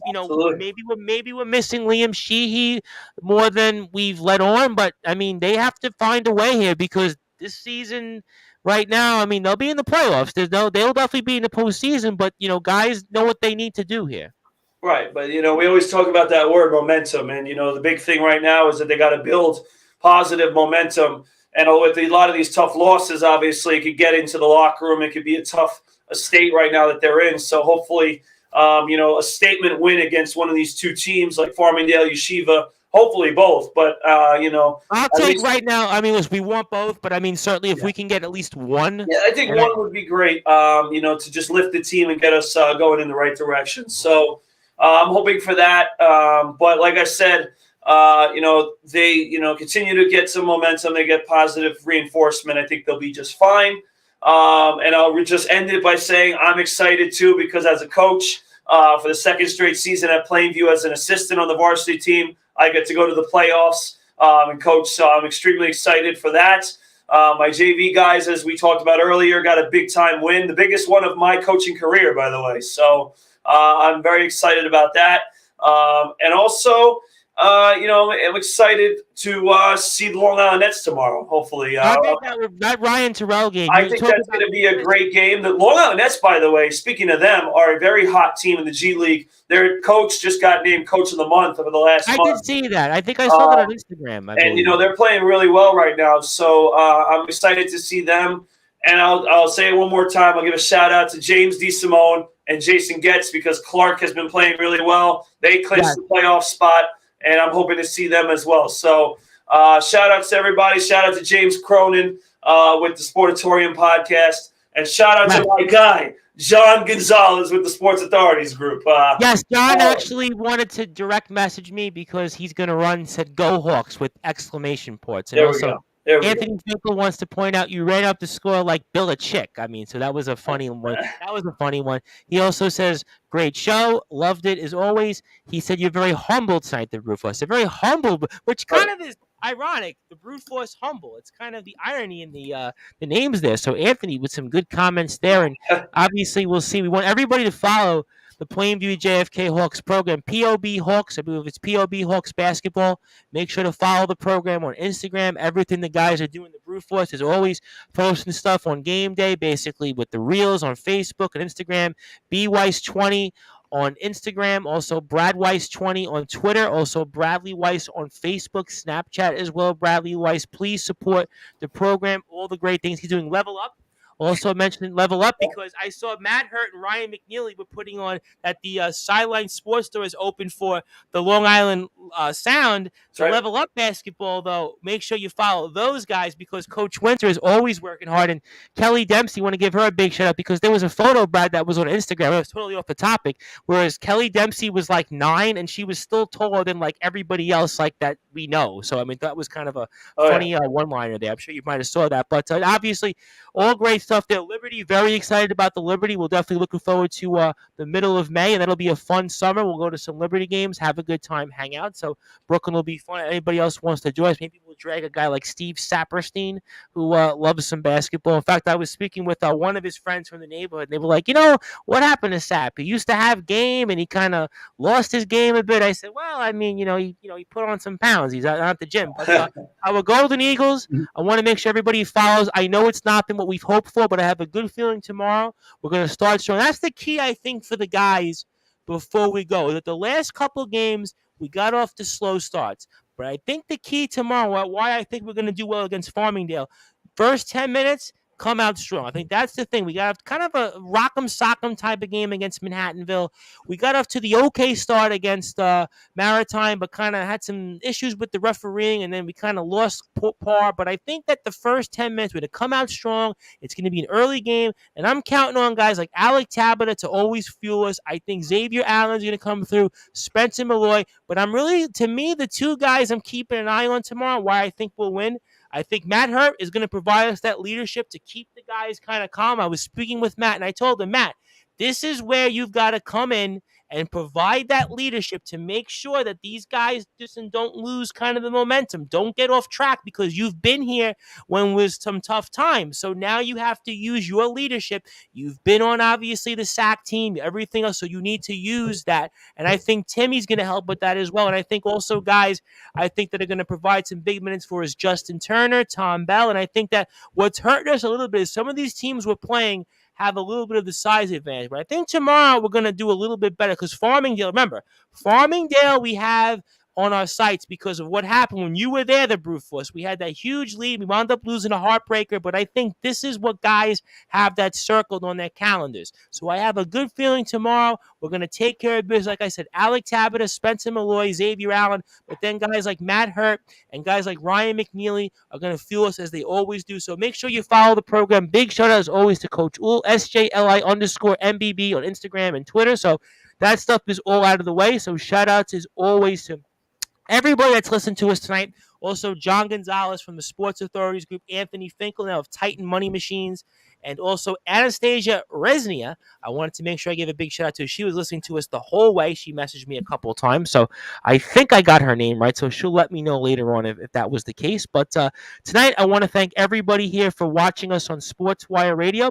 If you're on sportnarium.com/play, you go back to your regularly scheduled program. We were here with us with Justin Gianelli of the Baseball Banter Show, Chris Bezea of the Talking Rivals and the Liftoff Jets, and the man that wears many hats, but most importantly, of the playoff bound Plainview JFK Hawks boys JV and varsity teams. His name is the Brute Force Brad Weiss, who is now 26th all-time in SJLI Golden Eagles men's basketball history and rebounds. He is also a part of things with the Long Island Nets and the Level Up Basketball Organization. We'll see the Brute Force at the Nassau Memorial Coliseum as the Long Island Nets will square off with Ryan Terrell's team. They're, of course, the legendary Yeshiva player. So a very, very busy time for the Brute Force. And my name is the Reverend Tom Bryson. Thank you, everybody, for tuning in on Sportswire Radio. I will be back tomorrow night with some type of coverage. And then Sunday, I will be on with former UKW heavyweight champion of the world, JPR. So a lot to talk about here. But thank you, everybody, here for tuning in on the number one global radio station. If you're on sportnarium.com/pro, you're going to sit down Marks Marathon plus your regular scheduled programming.